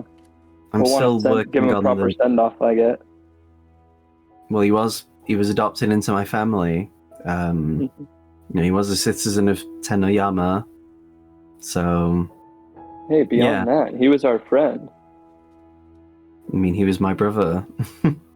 Yeah. That's not to diminish your friendship with him, obviously. We were all close with him. Yeah. It's just... Remember the shenanigans us three would get up to? I try to. I'll be honest with you, Seamus. Sometimes the memories are a bit hard to remember after all that's happened. Yeah. The good times seem further and further away. I mean, once we deal with the cults, things should be fine. We should hopefully have some peace. Yeah. I just think looking back is important because it helps us remember what we're fighting for. Of course. I mean, for me, I'm looking to the present, and that's what's keeping me going. Yeah. I think one about step at a Kuro time. every day, and I miss him. But feels bad to say, but he's in the past. I need to think about the people here and now, my people in Tenoyama, and the people I live with on this continent. And, you know, I can't afford to wallow in grief right now. I still have several more years of being the peak soul as well, unless I choose to continue on. Although I do plan on passing it down to someone soon. Not soon, but, you know, finding someone I can entrust the future of Tenoyama to, because I plan on going on a journey for a while after I am succeeded by someone. Well, then But this it sounds is like you got a lot on your mind then. Is that why you've been practicing so much? I don't want to Seamus fail. kind of gestures to the spear. I don't want to fail and lose. I don't want to drag anyone down. I couldn't be there when it came to actually dealing with that black dragon bastard. The most I've been able to do in the last year or so was help with the Dracolich piece in Tenoyama. And even then I didn't expect what that was like. It was nothing what I expected. And yet you did that several times more than I did. Well, it's not exactly a role that I would expect someone to envy me for. How about this, Hayato? You just keep your mind off of things. Practice with your spear. I'll just sit over nearby, play a little music for you. You can practice with the spear. You can sit with me. Whatever you want to do. For now, I need a break anyway. I've been doing this for at least... He looks up to the moon because it's nighttime. I think I've been doing this for about an hour. Well, then how about we get ourselves a drink? I need something to eat, if anything. Good thing taverns can do both for you. I could murder an egg and steak. All right. Off to acquire food. By the way, Seamus. Hmm? You know, I feel like I never say this enough. I was always the one who tried to be the leader of the group because, well, someone had to be the voice of reason for some of the shit we got up to, but, you know, I do love you, dude. Feelings mutual, Hayato.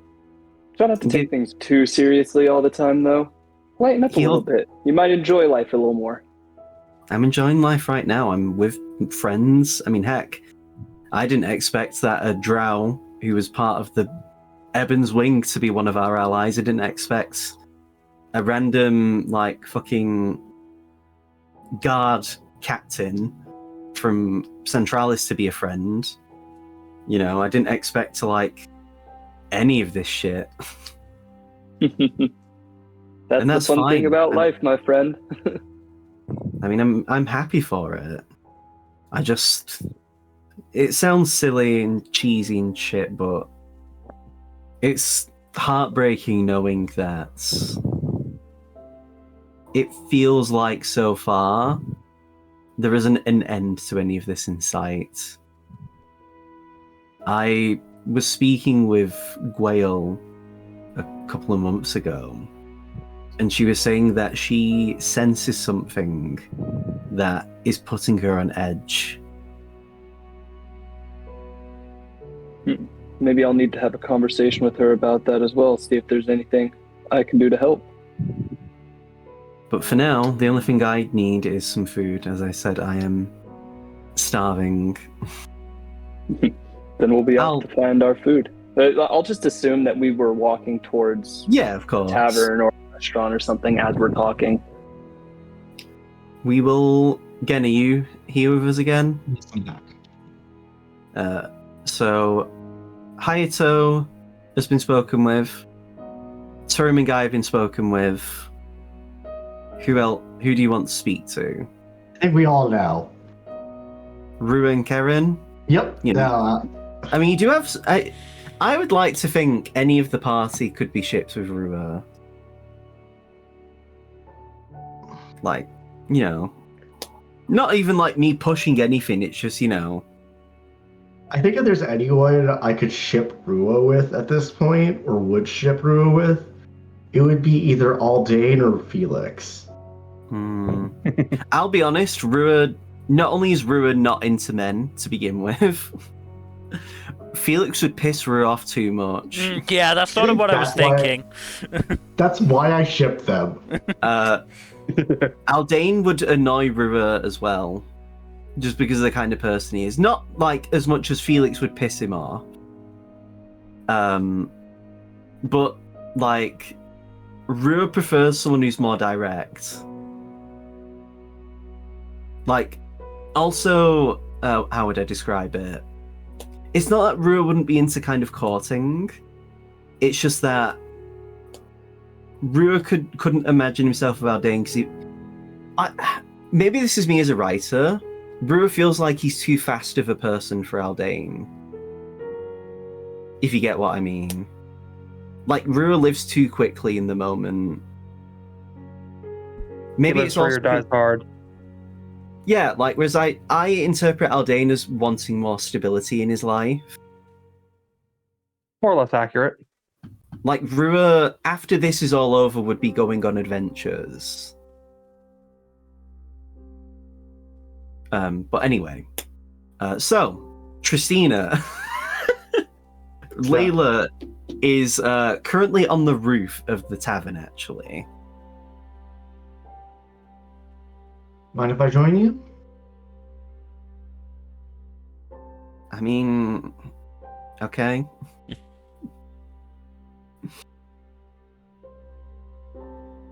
Sure. I don't mind.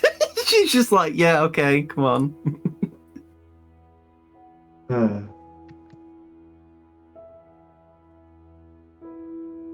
I honestly, like, Kaido, genuinely, I have no idea what I'm going to say here. I have no idea.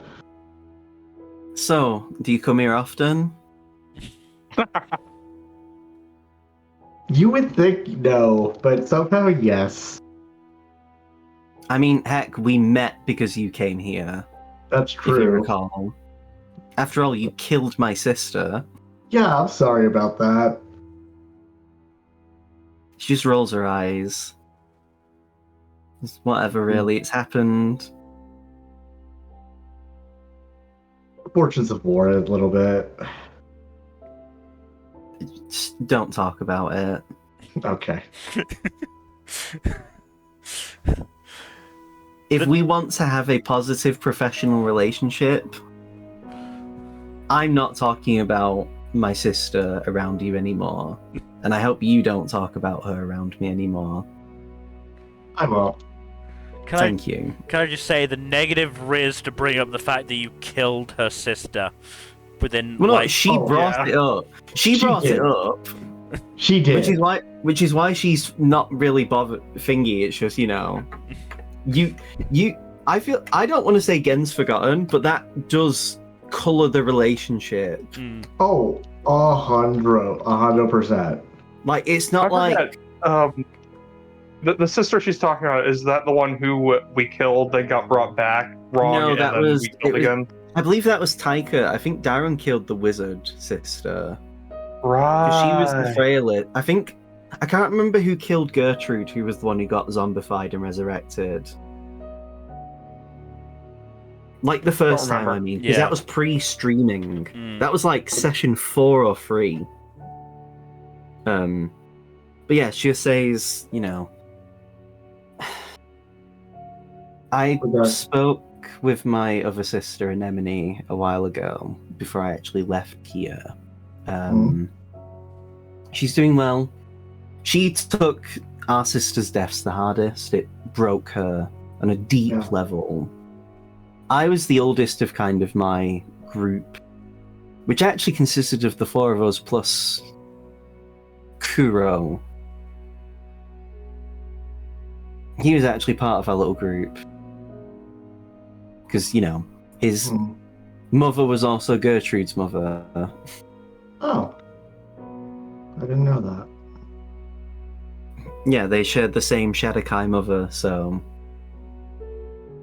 But, Gertrude is actually younger than Kuro.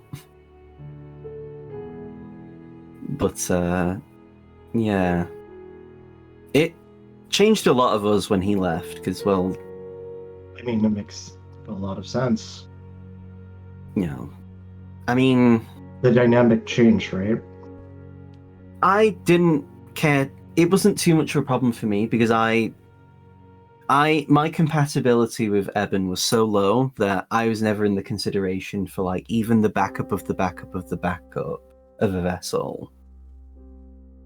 I was always destined to be a disposable pawn, and so I just made use of that by coasting off, knowing that nothing was expected of me, and therefore I knew as long as I didn't cause catastrophic failures, I would not be bothered. When Testament was apparently born, because he was the closest up until that point, he's older than me, so this was way before I was born, but apparently they celebrated for a month. He was effectively their messiah. Wow. And so for Kuro to be born, with an even greater compatibility rating to be Eben's vessel, everything shifted, because Gertrude / Kuro's mother was, like... It feels wrong to call our mothers concubines, but they were. She rose up in a ginormous capacity. Suddenly Testament was demoted, she does have air quotes, to being simply the face that would lead Black Rain as a country.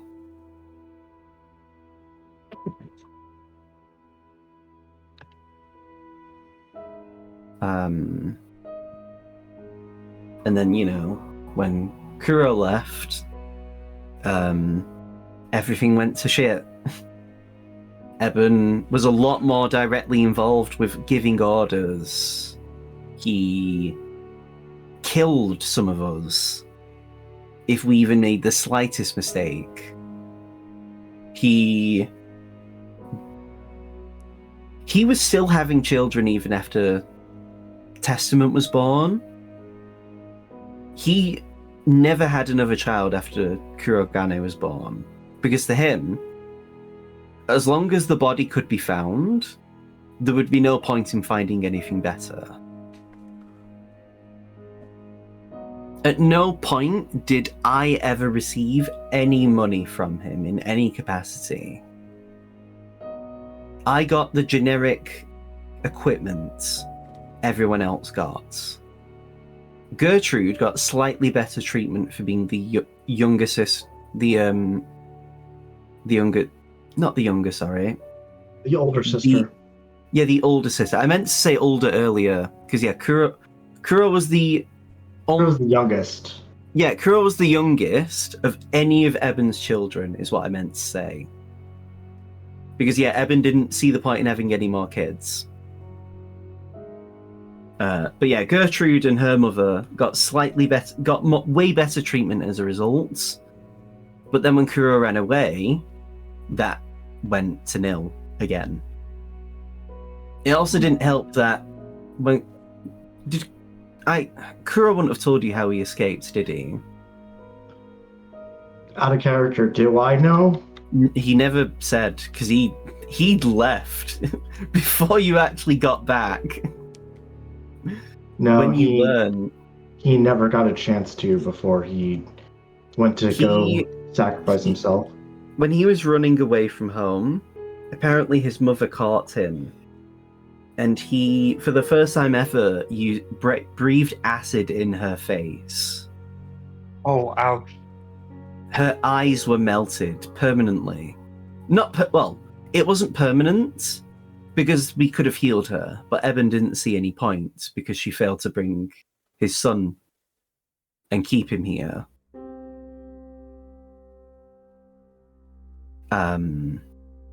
After that, my mother actually killed her in her sleep to try and curry favor. That got my mother killed. Does Layla laugh? Yeah, she actually laughs. She was a fucking moron for believing that would help. Jesus, and I thought the gangs were cutthroat. I don't think it's funny. I just think the absurdity of thinking you should kill a rival mother. Oh, it sounds absurd. It's shocking. It's morbid. Do I resent Kurogane for running away from home? Yes. Because he didn't bring us with him. Do I resent Kurogane for running away from home? No. Because he got to taste freedom. I think it's possible to hold both of these feelings at the same time.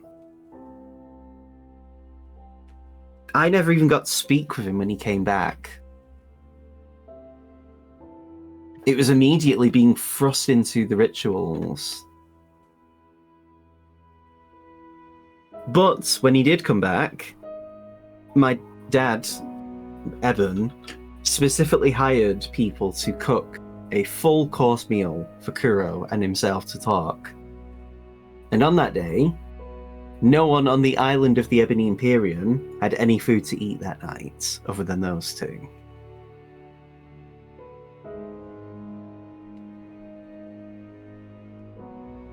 I don't really hold any hate for Kurogane. I hold hate for Eben because it was his fault that any of this happened. Which is why, honestly, any of this is a bonus to me. I was genuinely going to just hide away in another country, live out my days helping to look after my sister if Anemone never did recover from the damage that she took to the mind, and that would be fine with me. But it's also nice knowing that I can help save people. It's a good feeling, I'll say that much.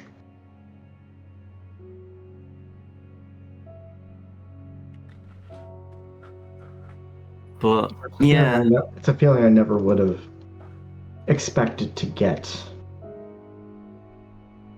To be fair, Rua and I actually talked the other day. I think I mentioned because, looking at my family history on my mother's side, we are vaguely related, like third cousins or some shit. And so I spoke to him. I confronted him. We talked. Saying I don't like him would be bad. I don't like that he got to spend time with Kurogane. I feel jealous of the fact that he can call and recall stories of Kurogane with a reverence of a sibling. And it really pisses me off that he can do that. And it's not even his fault. I don't blame him for it. It's just the way it is. Yeah. He didn't get upset when I told that to his face, because I did. No, Rua wouldn't. He just understood, and again that pissed me off even more because I wanted to fight him. I wanted to fucking punch him. Ugh, I hate men. Not misandrist, like him specifically. Him and Kuro are the kind of men that really piss me off. I totally understand. I mean, for what it's worth, it's honestly a good thing that I don't like either. Men or women, that is. I was going to be trained to be a seductive agent. I just couldn't pretend to do it. I just don't have those feelings. It's just, I can't pretend for something that I can't even pretend to evoke feelings of. I have no experience with it. Which is why I'm going to have to let you down. Oh, no, I don't care. Are you sure you don't? Nah. I mean, it's fine. But, yeah. I think, though, I'm going to turn in. I've been talking. I've talked at you a lot. Unless you have anything you want to say. No, I empathize with having to train in skills that you're not entirely capable of performing in. I mean, I was always good at sneaking and, like, being wily and, like, persuasive. There was also a brief period where they thought they could train me in seduction and all that bullshit. Oh, yeah, that is the correct response to that. I mean, for what it's worth, you having the charisma you do does make you somewhat charming in a funny way. I'm sure you'll find someone to make them very happy, Dairon. No. Hmm? I feel like I don't know. I want it to be at least your friend. We can be. You just have to keep in mind, though, that, like... Oh, no, I understand. I'm on negative ground with you, but, like... I mean, to be fair, any of you could have killed my sister. I don't hold specific umbrage with you, I hold umbrage with the whole group. But even then, again, I could have just chose to defect from Eben's group if I really, really considered it. I just didn't think that far ahead. But I've been given my second chance, so I can't complain. But are you ready for what comes? I mean, I'm actually not going out. I'm staying behind. Oh, good for you. I sneak. I can't do much. All I'm going to be doing from afar is taking a longbow and sniping and hoping I at least hit one or two people.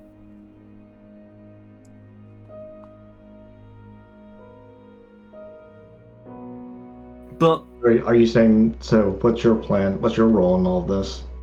I'm hanging from the far back, keeping an eye out, seeing if anyone wants to try and pincer us from behind, and that's mostly it.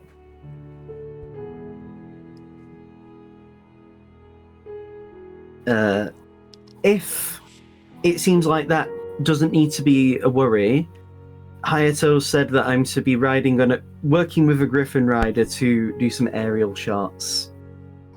Well, stay safe. We should get another drink after this. Stay safe, Dairon. And so, Aldane. That's my attention that funny you talked about Tristina at the top of Dairon's thing, because I was realizing we haven't really interacted with If you want to Tristina in a while. you want to speak to Tristina, yeah. Might as well, like, yeah. So you see, Tristina is actually... So there is actually a pier for boats of sorts within this lake. Mm-hmm. You see Tristina's actually, like, pants rolled up to her knees, boots off. She's just, like, got her feet dangling off the pier as she's looking out at the lake. She hears you walking, like, oh, you. How are you doing, Aldane? I've been better.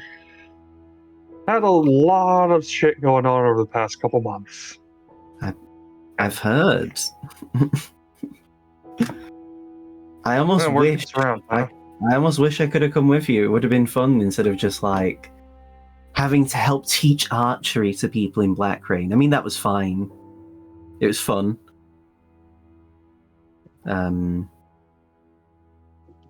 I just my brother's still in fucking Beauvais. It's pissing me off. Have you not been able to get in contact with them?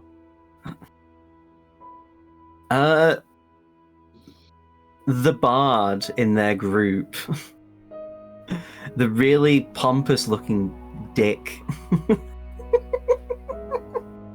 Yeah, This is me as the play. This is me as the GM laughing. It's like the pompous-looking one with like the purple hair.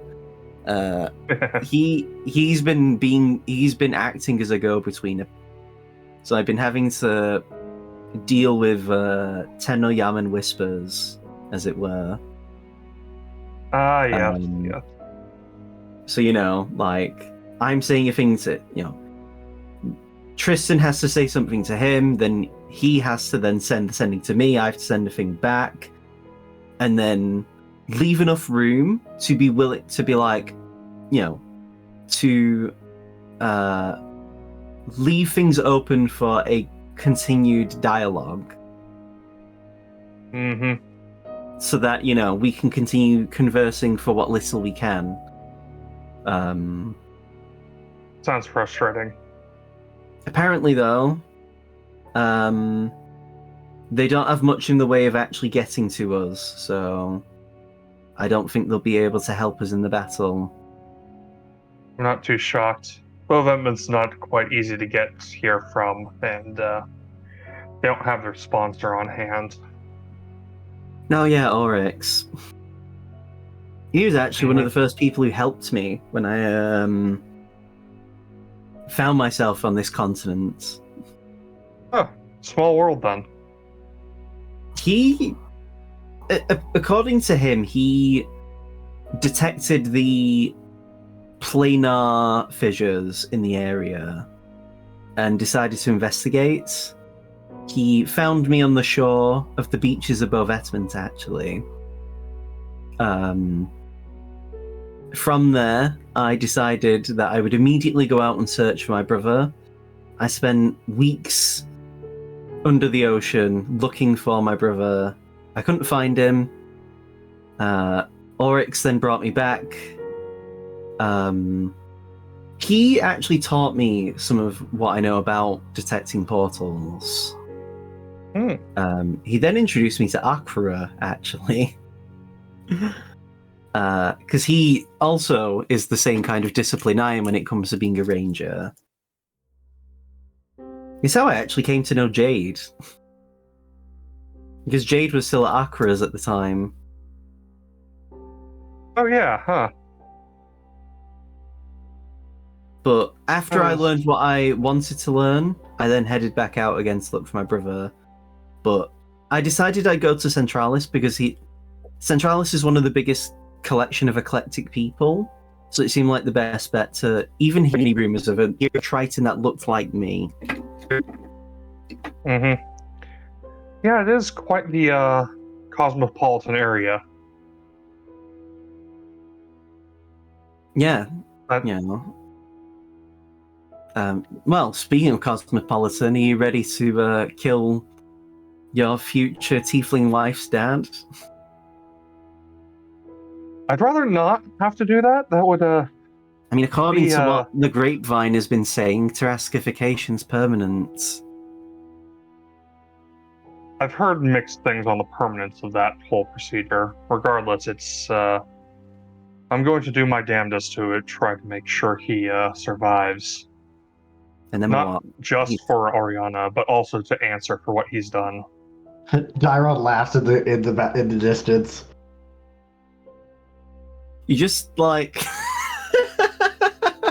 yeah, like fucking Hawk and Drake are like, huh? Like, I don't know. Just be very funny if other characters, like, I don't know, if fucking Seamus and Hayato, because all this would be happening concurrently, would be like heading to the inn. They hear that before they walk in somehow, and be like, "Oh, that goofy Aldane!" Like, he says the silliest thing. How dare he have hope? Far be it for me to be an optimist, but that doesn't looking happen. Up, far be it for me to be an optimist, but looking on the positives and seeking the best outcome. That's what a paladin's supposed to do, right? It depends on the paladin. Some paladins are fine with just enacting vengeance and going scorched earth. It's not the kind of paladin I aspire to be. There's always potential to change. That's not to say that I doubt your sense of character and who you are as a person. It's just anything can happen. Maybe you decide I'll change your direction in life after something happens. It does happen with paladins. Kerry was telling me she actually used to be a paladin of like yours, a devotion paladin. I'm well aware that people change. Well, I've changed quite a bit over the course of my life, but this is part of me that I don't think is going to change. And I think that's very admirable. I think anyway your group is pretty hopeful. I mean, you've managed to bring us all together. Well, Yeah.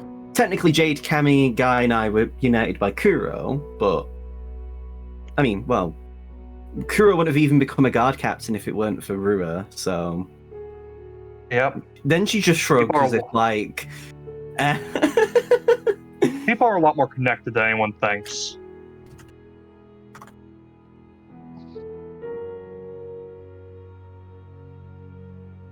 And connections go a long way towards making things better for other people.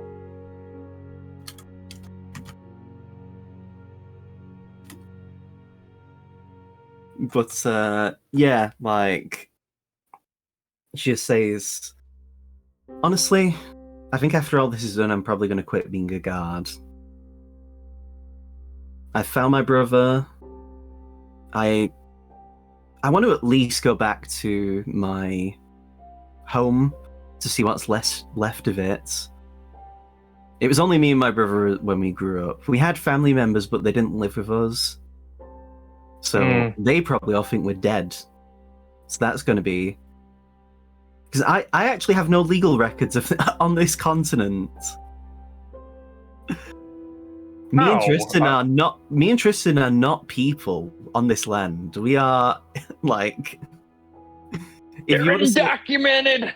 yeah, like if you want to say illegals, yeah, because like I am shocked that neither Rua nor anyone else in the bureaucracy thought to get paperwork set up for you. I mean, they offered. I didn't want to because I didn't think I'd be staying. I was totally under the impression that as soon as I found my brother, I'd fuck off and never be seen again. Actually, things did not work out that way. It's again, which is fine. I don't mind.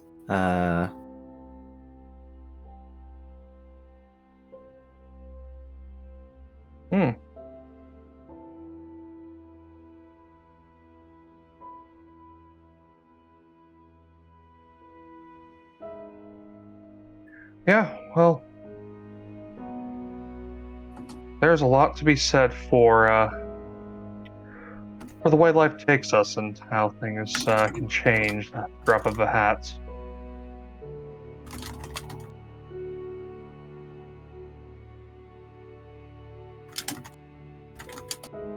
So what are you going to be doing in the upcoming battle?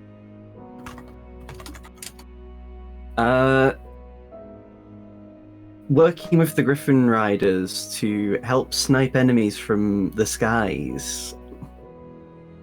Oh, sounds like an interesting job. It's fun. I've been doing some practice. It's pretty fun.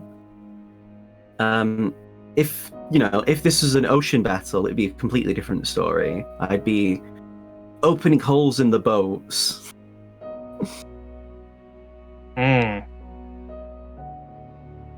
Sounds like quite the fun time to be on the not receiving end of.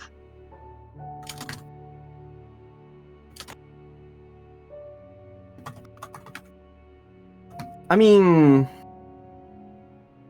it's whatever. I mean, this is a hypothetical scenario. There's no boats for me to dig holes into. So Yep. I just have to deal with the fact that my entire preferred skill set is worthless. Not completely, it's just restricted by circumstances. It's fine. Like, I don't really care too much. I mean, since coming here, I've made friends, I've found people I like and care about, present company included. So I can't exactly just leave to never be seen again. It's very possible you will see me again. I won't just drop off the face of the planet. Besides, Appreciate it. for Kuro's sake anyway, I can't just leave.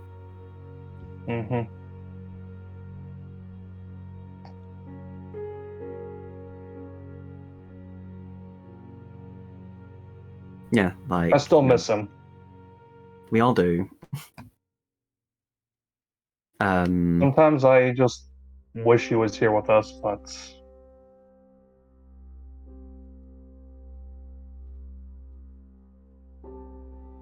guess it wasn't meant to be. I was going to say it is what it is. I fucking hate that phrase. Hopefully, if there's a way to bring him back, hopefully there could be. I don't. I'm not into magic like that. I was going to be a druid. It's just that my natural druidic potential let me manifest it through being a ranger instead. So, ritual magic like that with vessels and powers and shit are not my forte. So and also I don't give a fuck. As long as I can kill the mage from casting their spells, it doesn't really matter if I need to know the specifics. A fair point. So that does give me an idea that I could talk with a couple of our spellcasters about. I mean, if it's give you an idea that might help, I'm glad I could offer the help. I'm probably going to turn in soonish anyway. Good call. There's a lot to be done starting tomorrow. Yeah. For what it's worth, Aldane, I don't envy you and the deal you are in. You're definitely you're a stronger person than I am. Thank you. The vote of confidence is appreciated. Well, and Tristina, give yourself a little bit more credit. I think you're doing great under the circumstances. Even if you oh, I know I am. To... Not to sound arrogant. It's just I've been through this enough. I'm actually in my 40s. We Tritons age much slower than other races, so I know a thing or two. I devoted far too much of my life to find my brother. I'm 40. I'm actually let me find it. I'm 40. I forgot. No, I'm 34. It feels like I'm 40 because like I was 24 when I lost my brother. I devoted a decade of my life trying to find him. So, like, if I seem very cynical, it's because, you know, we've both been looking for each other for that long. Which, again, like, nothing to be done. The past is in the past. She gets up from the pier. She, like, grabs the boots that she placed onto the side of her. But, regardless of anything, Aldane, it's been an honor working with you. Likewise. She gives you a salute and then heads off to the inn. Aldane returns the salute before turning to leave. So, friends, do you have anything any of you want to do specifically then before we actually move on? Are there any stores in the area real quick. What are you looking to get? Revivified diamonds. There aren't any, sadly, not in this town. Figured problem as much, is- just I'd ask. The problem is that they haven't had much in the way of new exports because the city that they would have gotten them from is, Locked down, yeah. So I had my maybe scrying idea, okay. which was so the leadership is protected from scrying. Yes. What about their assistants, anyone- associates? Do you know anyone in particular though? No, but we've got Ernest. What's the rules for scrying like? Here's the thing. If Ernest can give me a solid description, I can get a likeness, or I can, create a likeness or picture. Which, let me just check what it is. Scrying. Where is it there? Which would be a -2 to the save modifier. I'll be completely honest. Apart from people that that Albert associates with, I'm calling him his real name because I know him.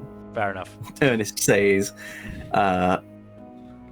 apart from people within Albert's employ and working, we don't tend to mingle with others.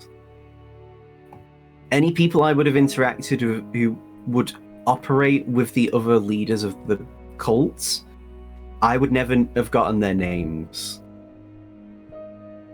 We are very secretive with each other. If we can give as little information as possible, we do. We only give the exact minimum that we need, which does not include names of each other. And you've seen the masks my fellow cult members wear.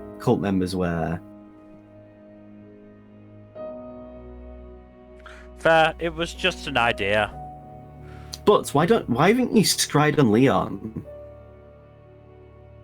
Or any of them? I mean, well, you'll be heading into there anyway, so you can just sending them to then ask where they are, so ignore me. But yeah, I if I was there, it would be fine, because you could scrying via me, but it doesn't.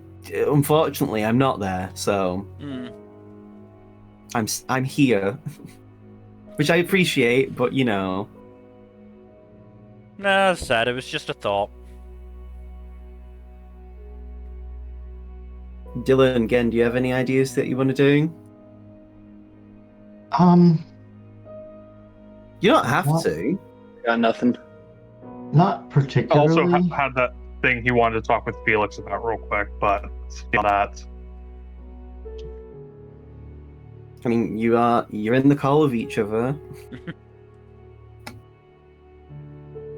I think Dairon's just gonna sit on top and just sit on top of the bar and just drink a little bit more.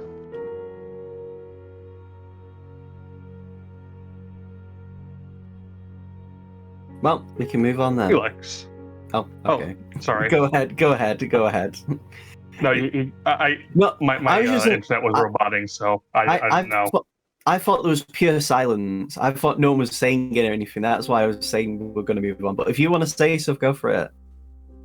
Sure. Felix, an idea occurred to me while I was talking with Christina. You still have your wish, right? I do. I still have mine as well. Do you think that's possible for one of us to use it to bring Kuro back?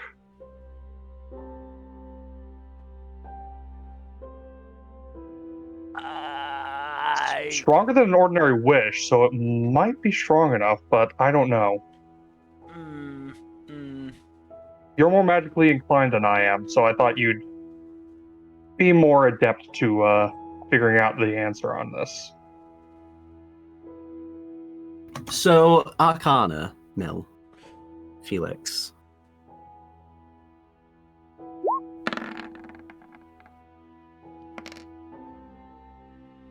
$22. So,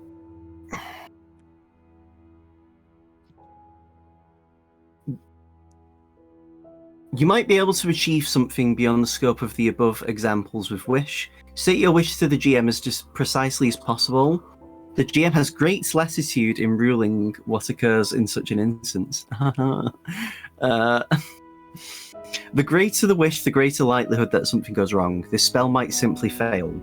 The effect you desire might only be partially achieved, or you might suffer some unforeseen consequence. For example, wishing a villain were dead might propel you forward in time to a period that the villain is no longer alive, effectively removing you from the game. That would be fucking hilarious, though, wouldn't it?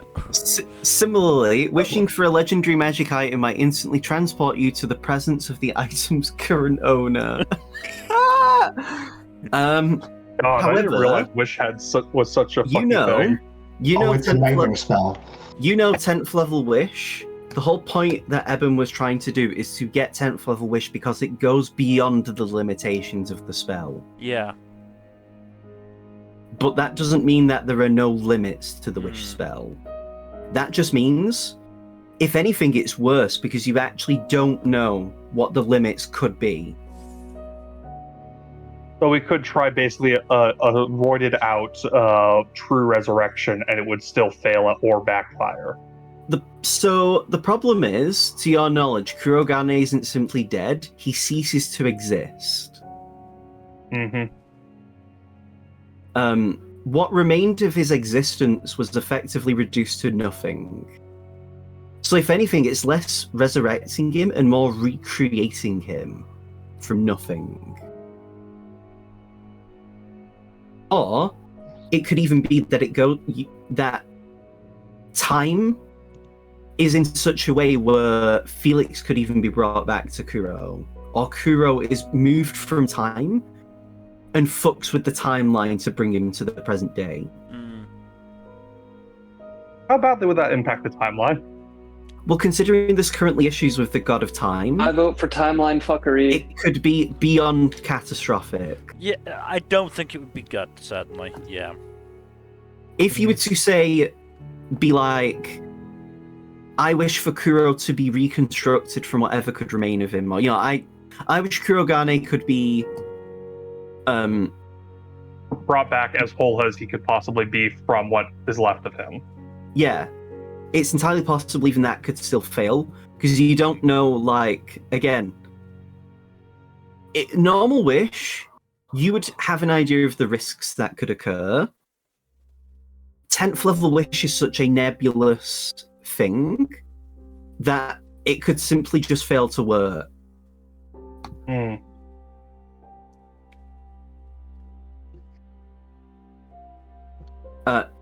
the time that you would have had, say this is the next day before you actually head out, Turing would say that it's very likely if the wish failed, you wouldn't lose the use of the wish. From what Turing has researched into 10th level magic, the reward of accessing 10th level magic means it's actually very generous with failure. So you very likely won't suffer any negative repercussions in terms of damage to you.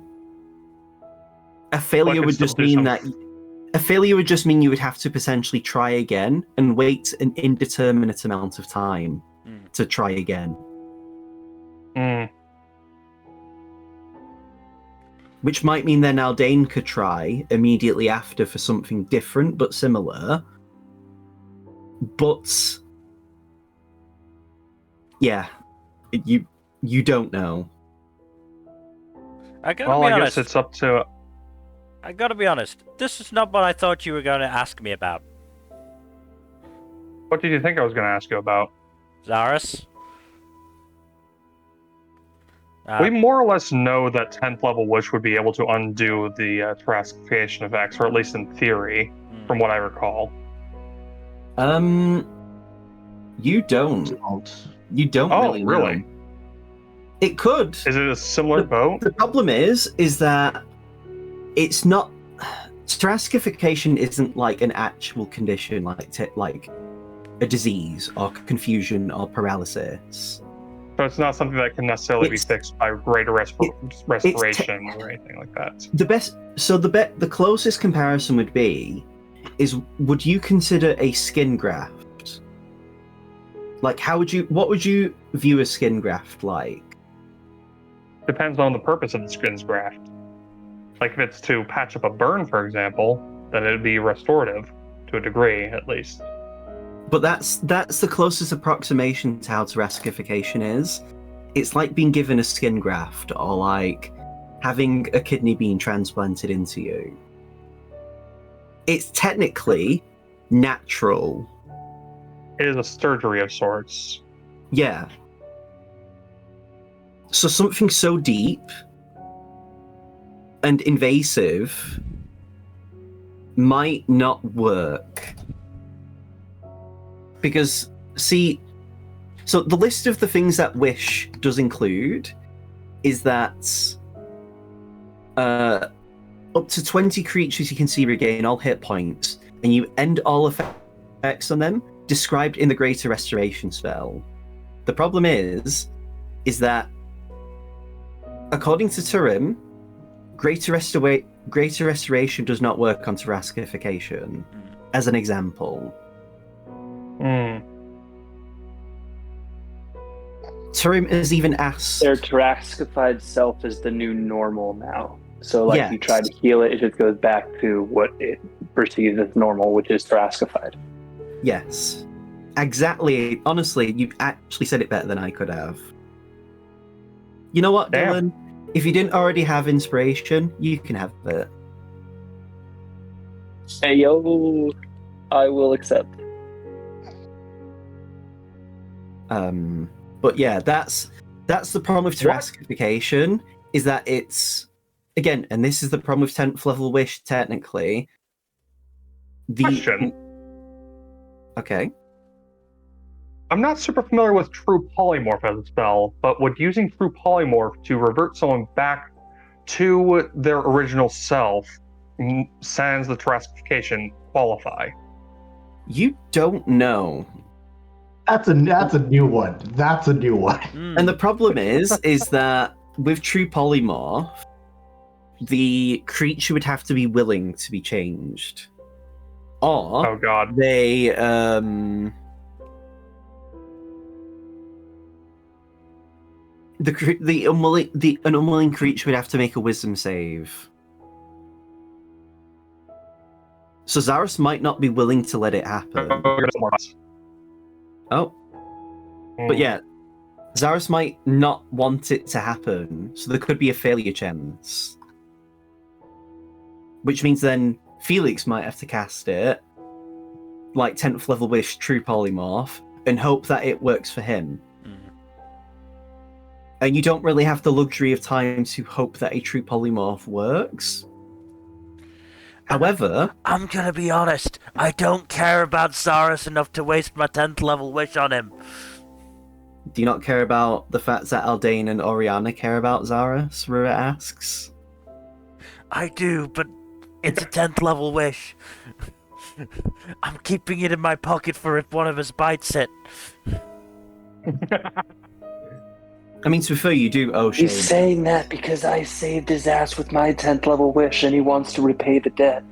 Exactly, like, Seamus is easily the most likely of us to die. I have Revivify. I'm going to It's ignore right how true there, that it's is fine. to remind you that you have a debt to me. We whispering about Alright. it. I don't know what we're whispering. They're whispering about some whispering Fae for. shit. But yeah, I mean, Rua does... So, as the GM, I will say, you can try. I, as the GM, know exactly how the 10th level Wish will go, but I am not telling you because that would be spoiling. And you have no... Unless you could have a way of contacting of a plane and getting in contact with someone associated with the god of magic, there's no way you can truly know. Because Hey, Felix. Oryx very likely won't know. Damn it. Akra probably likely won't know. And it's a complete random chance whether you could get someone god of magic affiliated. Well, how long is our journey from Venari to Centralis? Is it instantaneous, or are we traveling by foot? You're traveling as a whole army, so it's going to be on foot. We'll have time. Unless Mr. Felix doesn't want to roll the dice with, with a spell. It is really close to, like, you needing to leave for this war. So I really any wish you could have complications asked me, make you know, it worse. last week. 8 days and 3 hours. Sorry, we kind of just yada-yada'd all that time away, so I didn't really have the opportunity. I mean, Felix was pretty indisposed. He was teleporting people across the continent. That too. Felix would have actually been giga busy. Yeah, not really much I could have done under that circumstance. It's up to you. You do not have to contact the other plane. It is just a question that we would like an answer to, but not necessarily need an answer to. So what's the exact question you would like to ask?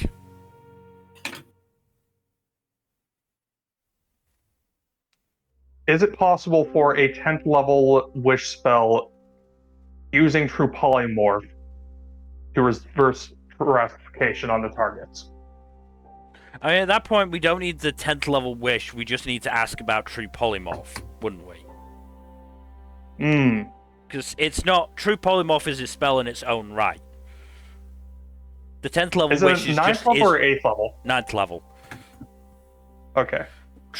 The wish is just the vehicle to allow us to cast a 9th level spell when none of us are anywhere near 9th level spells. What's the highest level you can cast right now, again? 7th. Out of curiosity. Okay. Oh, we're actually pretty close to that, then. I mean, it's a case of... we're, what, 13th? Level 13, yeah. You get 9th level stuff at what, level 17? 17.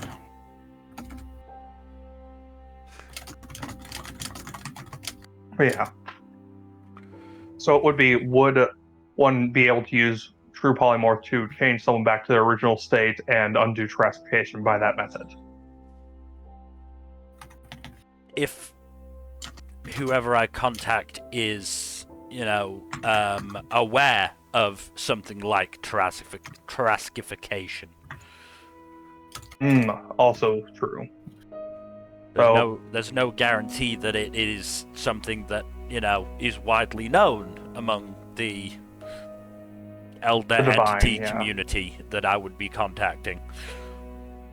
Oh, probably a good preface question would be, are you familiar with terrestrification, its effects, and its consequences?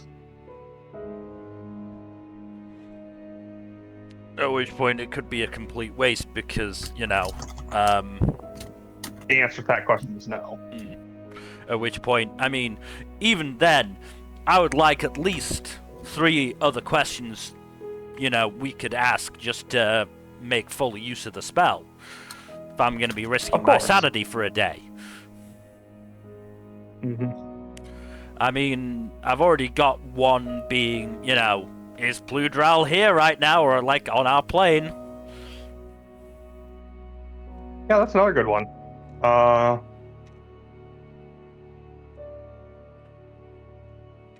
Another would be, what are the current whereabouts of the Tarask creature?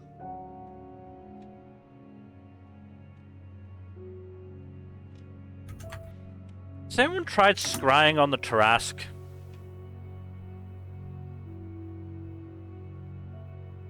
Huh. Well, when we last saw the Tarask was in a cave. I know it might not be overly helpful, but you know. Again, it was last in a cave when we saw it. I know, but you know, if I was to do it, I might be able to recognize the cave if it's still in the same cave. It would at least tell us if it's the same place or different.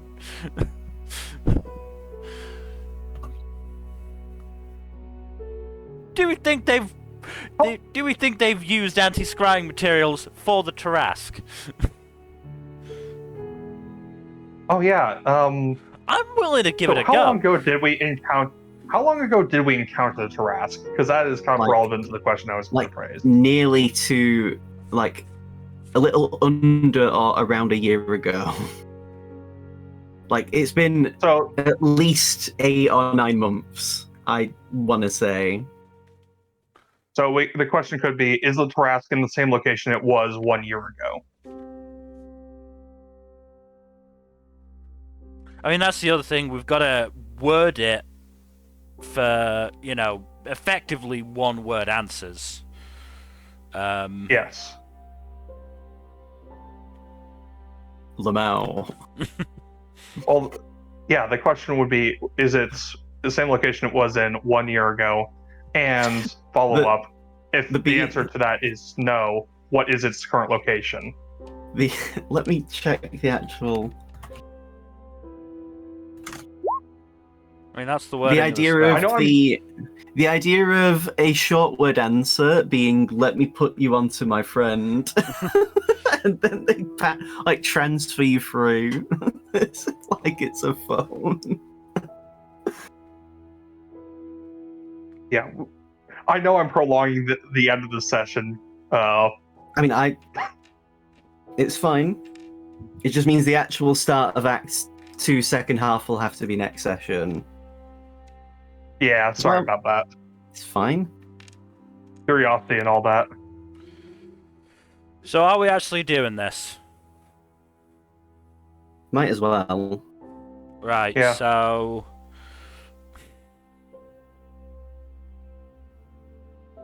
Are you aware of the condition called Taraskification? Taraskification. What the fuck is that? Imagine. I mean, that is actually possible. It could actually happen, depending on, Yeah. And if it's a yes, then we're going.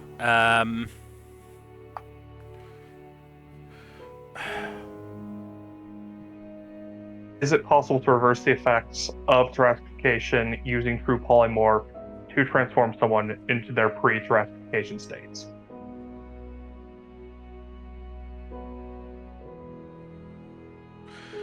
I mean, it would involve more questions, but broader net. Is it possible? Is there a spell capable of reversing Taraskification? Yes, that would probably be a better one. And then, what spell is capable of reversing Taraskification? Again, it's involves 2 questions rather than 1, but as I said, broader net. True.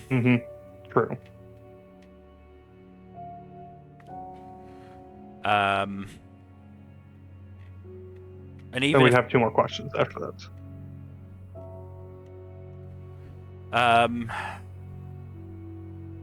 The questions after that would be...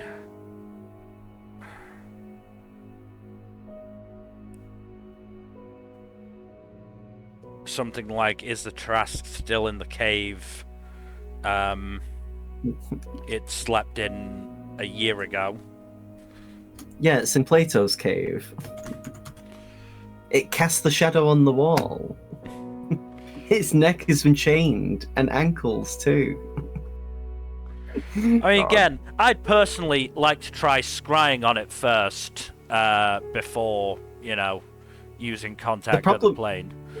The problem is, if it's been moved from one cave to another, for example, you won't know, really. Because, when you saw it, it was in dark vision. You were in dark vision seeing it. Yeah. But yeah, and the last question you would use, Mill? Oh! Oh! Oh! What? Instead of targeting a creature, you can choose a location you've seen before as the target of this spell. Do that then. So we could... Do it. I mean, we could either pick the cave or we could pick somewhere in fucking Centralis and have a look. The fucking... Yeah, but you wouldn't know where it's... Well, I mean, if you do the cave, you can at least be like, oh, it's gone. And then... No. My point is, that's a way of getting around the fact that the leaders are protected from scrying. The locations aren't protected from scrying, are they? No, but you don't know where the actual leaders are. No, but if we pick a fucking high enough point in the city, we can at least get a look at what we're dealing with. True. Yeah, if we pick a fucking balcony on the, fucking... Is it a palace? Like... The castle. The castle. Like, you know... Just being able to look around there is could be useful knowledge. Sure. I mean, again, we can't move, but it's, you know, it's... What's the worst that could happen?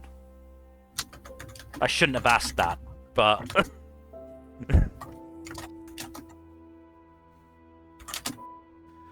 Theoretically, the worst that happens is we see nothing of any use, and we've wasted 10 minutes. And a spell that I'm gonna get back anyway. Another question you could ask, we could ask a question regarding the whole resurrection thing, but that one's a whole other matter. And we need a very specific entity to ask that. I mean, it doesn't hurt to... Thingy. The other problem is you don't know what the entity even is. It could be that you're asking a fucking old one. Yeah. At which point they could say, hey, I could do it if you bring me into your plane. Yeah, like, if... Let me replace your left eye so that I can perceive the world through it, and I will give you what you want, like... Which is just begging for trouble at that point. I will be in one of your testicles. You don't know which testicle, but you'll find out after enough children, if you are lucky enough. Right, I would like to... We can start with the fucking Trask Cave. Okay. And just check that.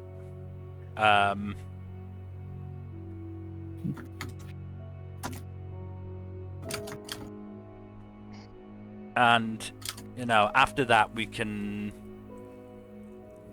I mean, I would consult with my other, you know, arcane fellows in Turum and Guy and ask, hey, do you think this would work? Have you done it? I do think we might need to start the next session with this kind of stuff, because... It won't be that long. Okay. Turum will say, I've actually scryed in that cave. I actually went on my own time. It's not there. Okay. Fuck.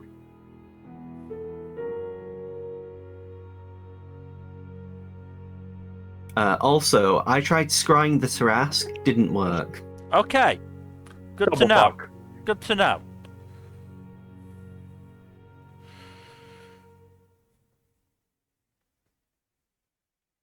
All right. Do you want to contact other plane then? I mean, again, what questions are we asking other than the 2 about Taraskification, or 3 about Taraskification? We could ask that. You could ask. Are we then just going to the Bludral one? You could always ask more about Bludral. We could ask the Bludral one. We could ask the Resurrection one, unless you want to ask something else. I mean, it's a question of wording it in a way, where is the Tarask in a way that the spell that would work Yes. with the spell.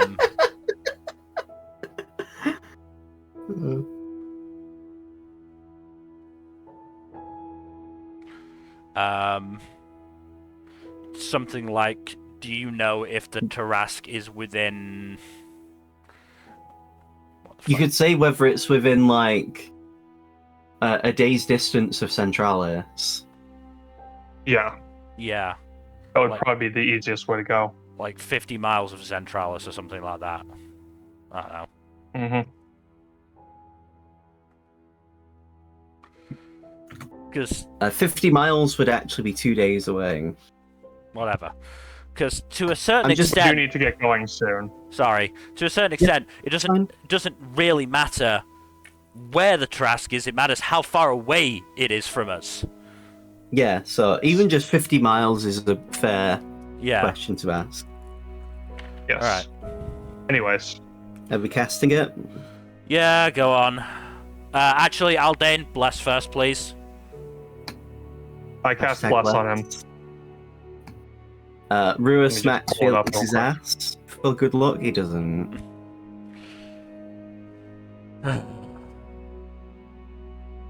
Damn, So you're so slow. you cast the spell, yeah?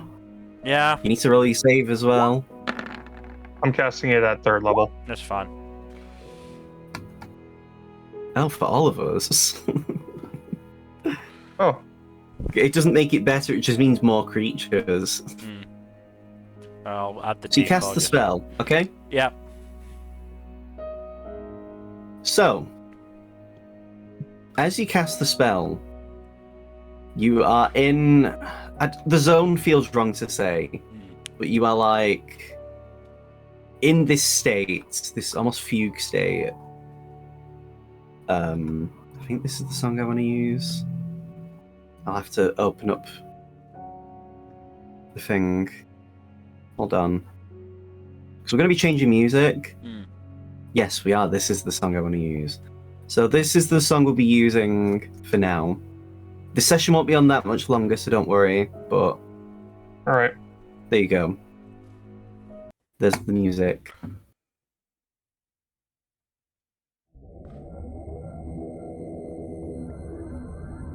You have cast the spell, Felix. You feel the connection with whatever thing you have connected to. Ask your first question. Are you aware of the condition called Taraskification? I need to check something now. Because...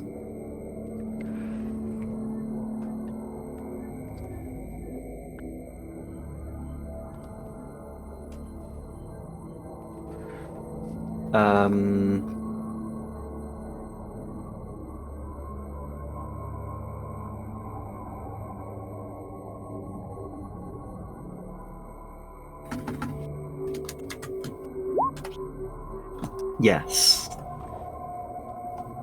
Interestingly enough, the response you get is extremely similar to the last time you used this spell. Okay. Interestingly enough. Is there a spell Curious. capable of reversing Taraskification?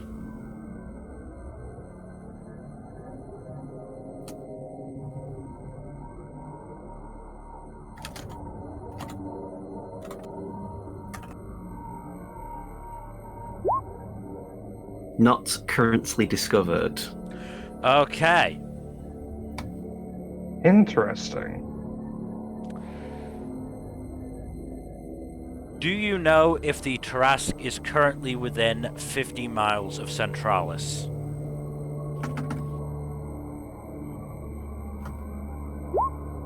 Yes. Yes. Okay. That's not ideal.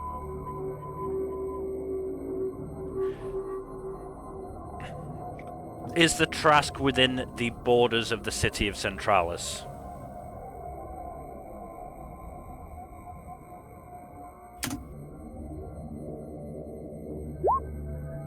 No. Okay, that's good to know.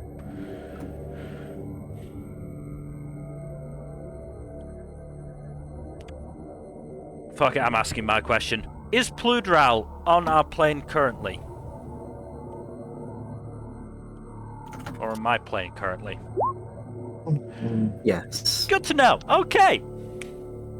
Good to know. Thank you. Thank you. Very helpful. Very helpful. Before the spell ends, you feel a pull at your mind, Felix. I'm so And excited. everyone else sees Felix collapse. Ah, Oh. shit. Felix? Felix? Felix? Rutro. You begin to hear the sound of constant, not constant, but regular typing.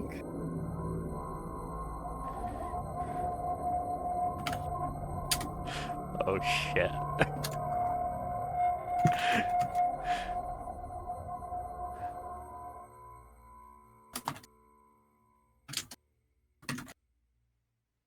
Fuck up. Fuck up.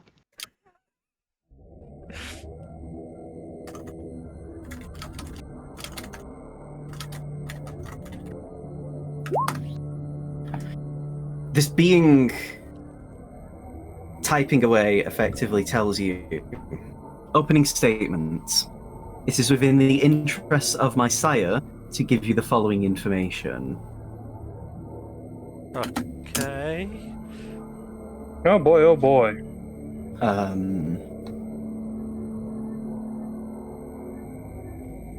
So,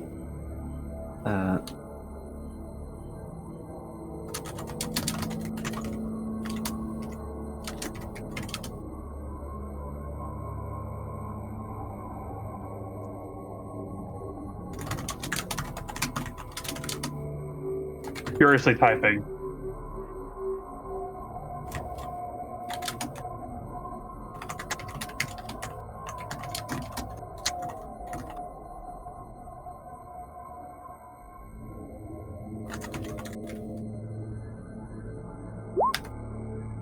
there is currently no known means to reverse the process known as terraskification.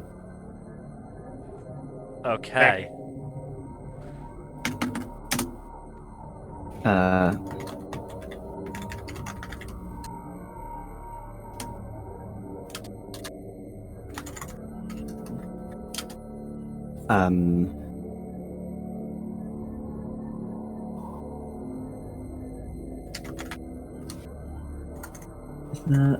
Oh, I did 2 O's instead of an I know.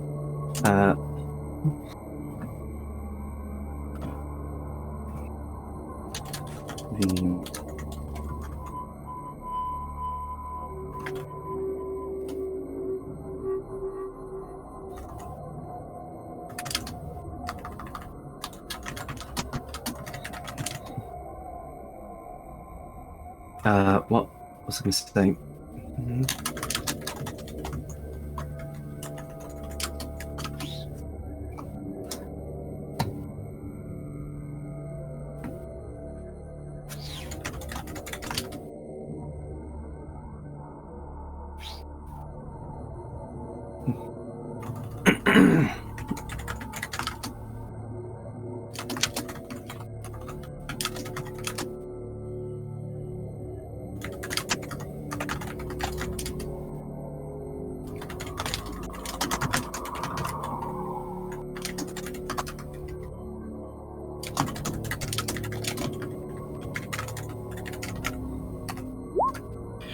Additionally, the Tarask is evolving at a rate that this platform could not have possibly foreseen within our calculations.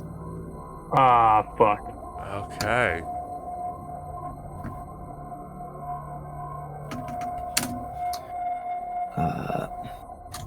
Looks like we're gonna have to kill the Tarask, Felix.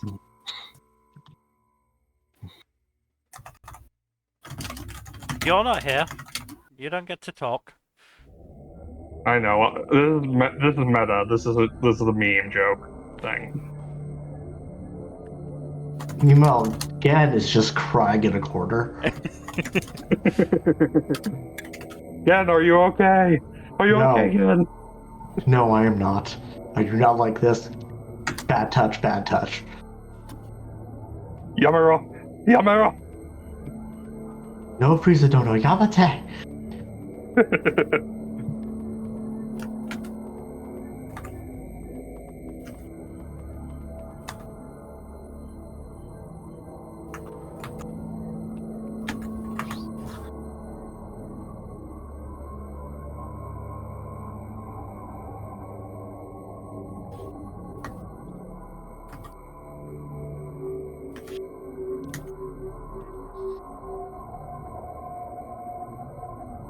I know I need to check.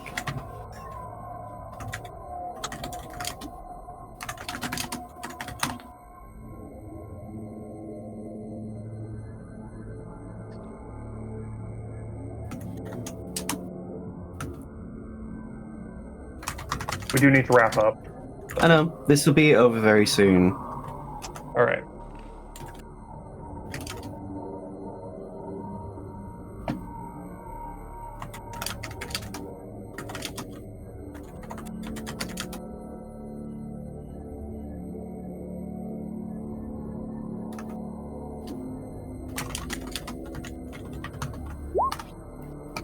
This platform has concern that even AF/0.01 and SE/7.00 being present on the Prime will not offer sufficient means of success. Well, fuck. Okay. Out of character, who's AF?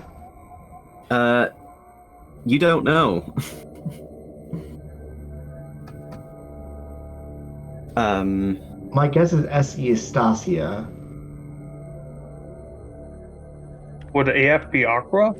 No, Maybe. He would be. Well, his name was Astaforest. That's what I was thinking. AF could be Yeah. Astroforest. But who is SE? Stasia. Sasia Everay. That's yeah. Okay. All right.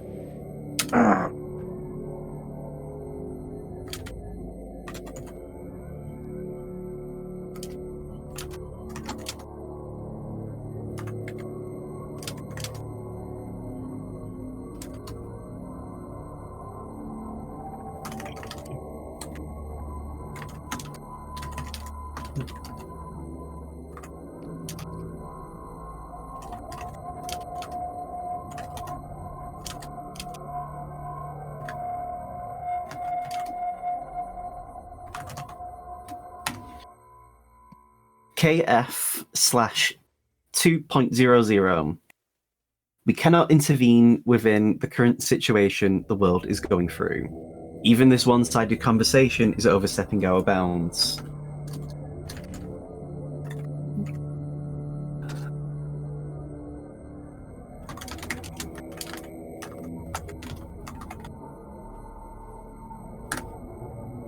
The last thing you get before you are shunted back to reality is conclusion.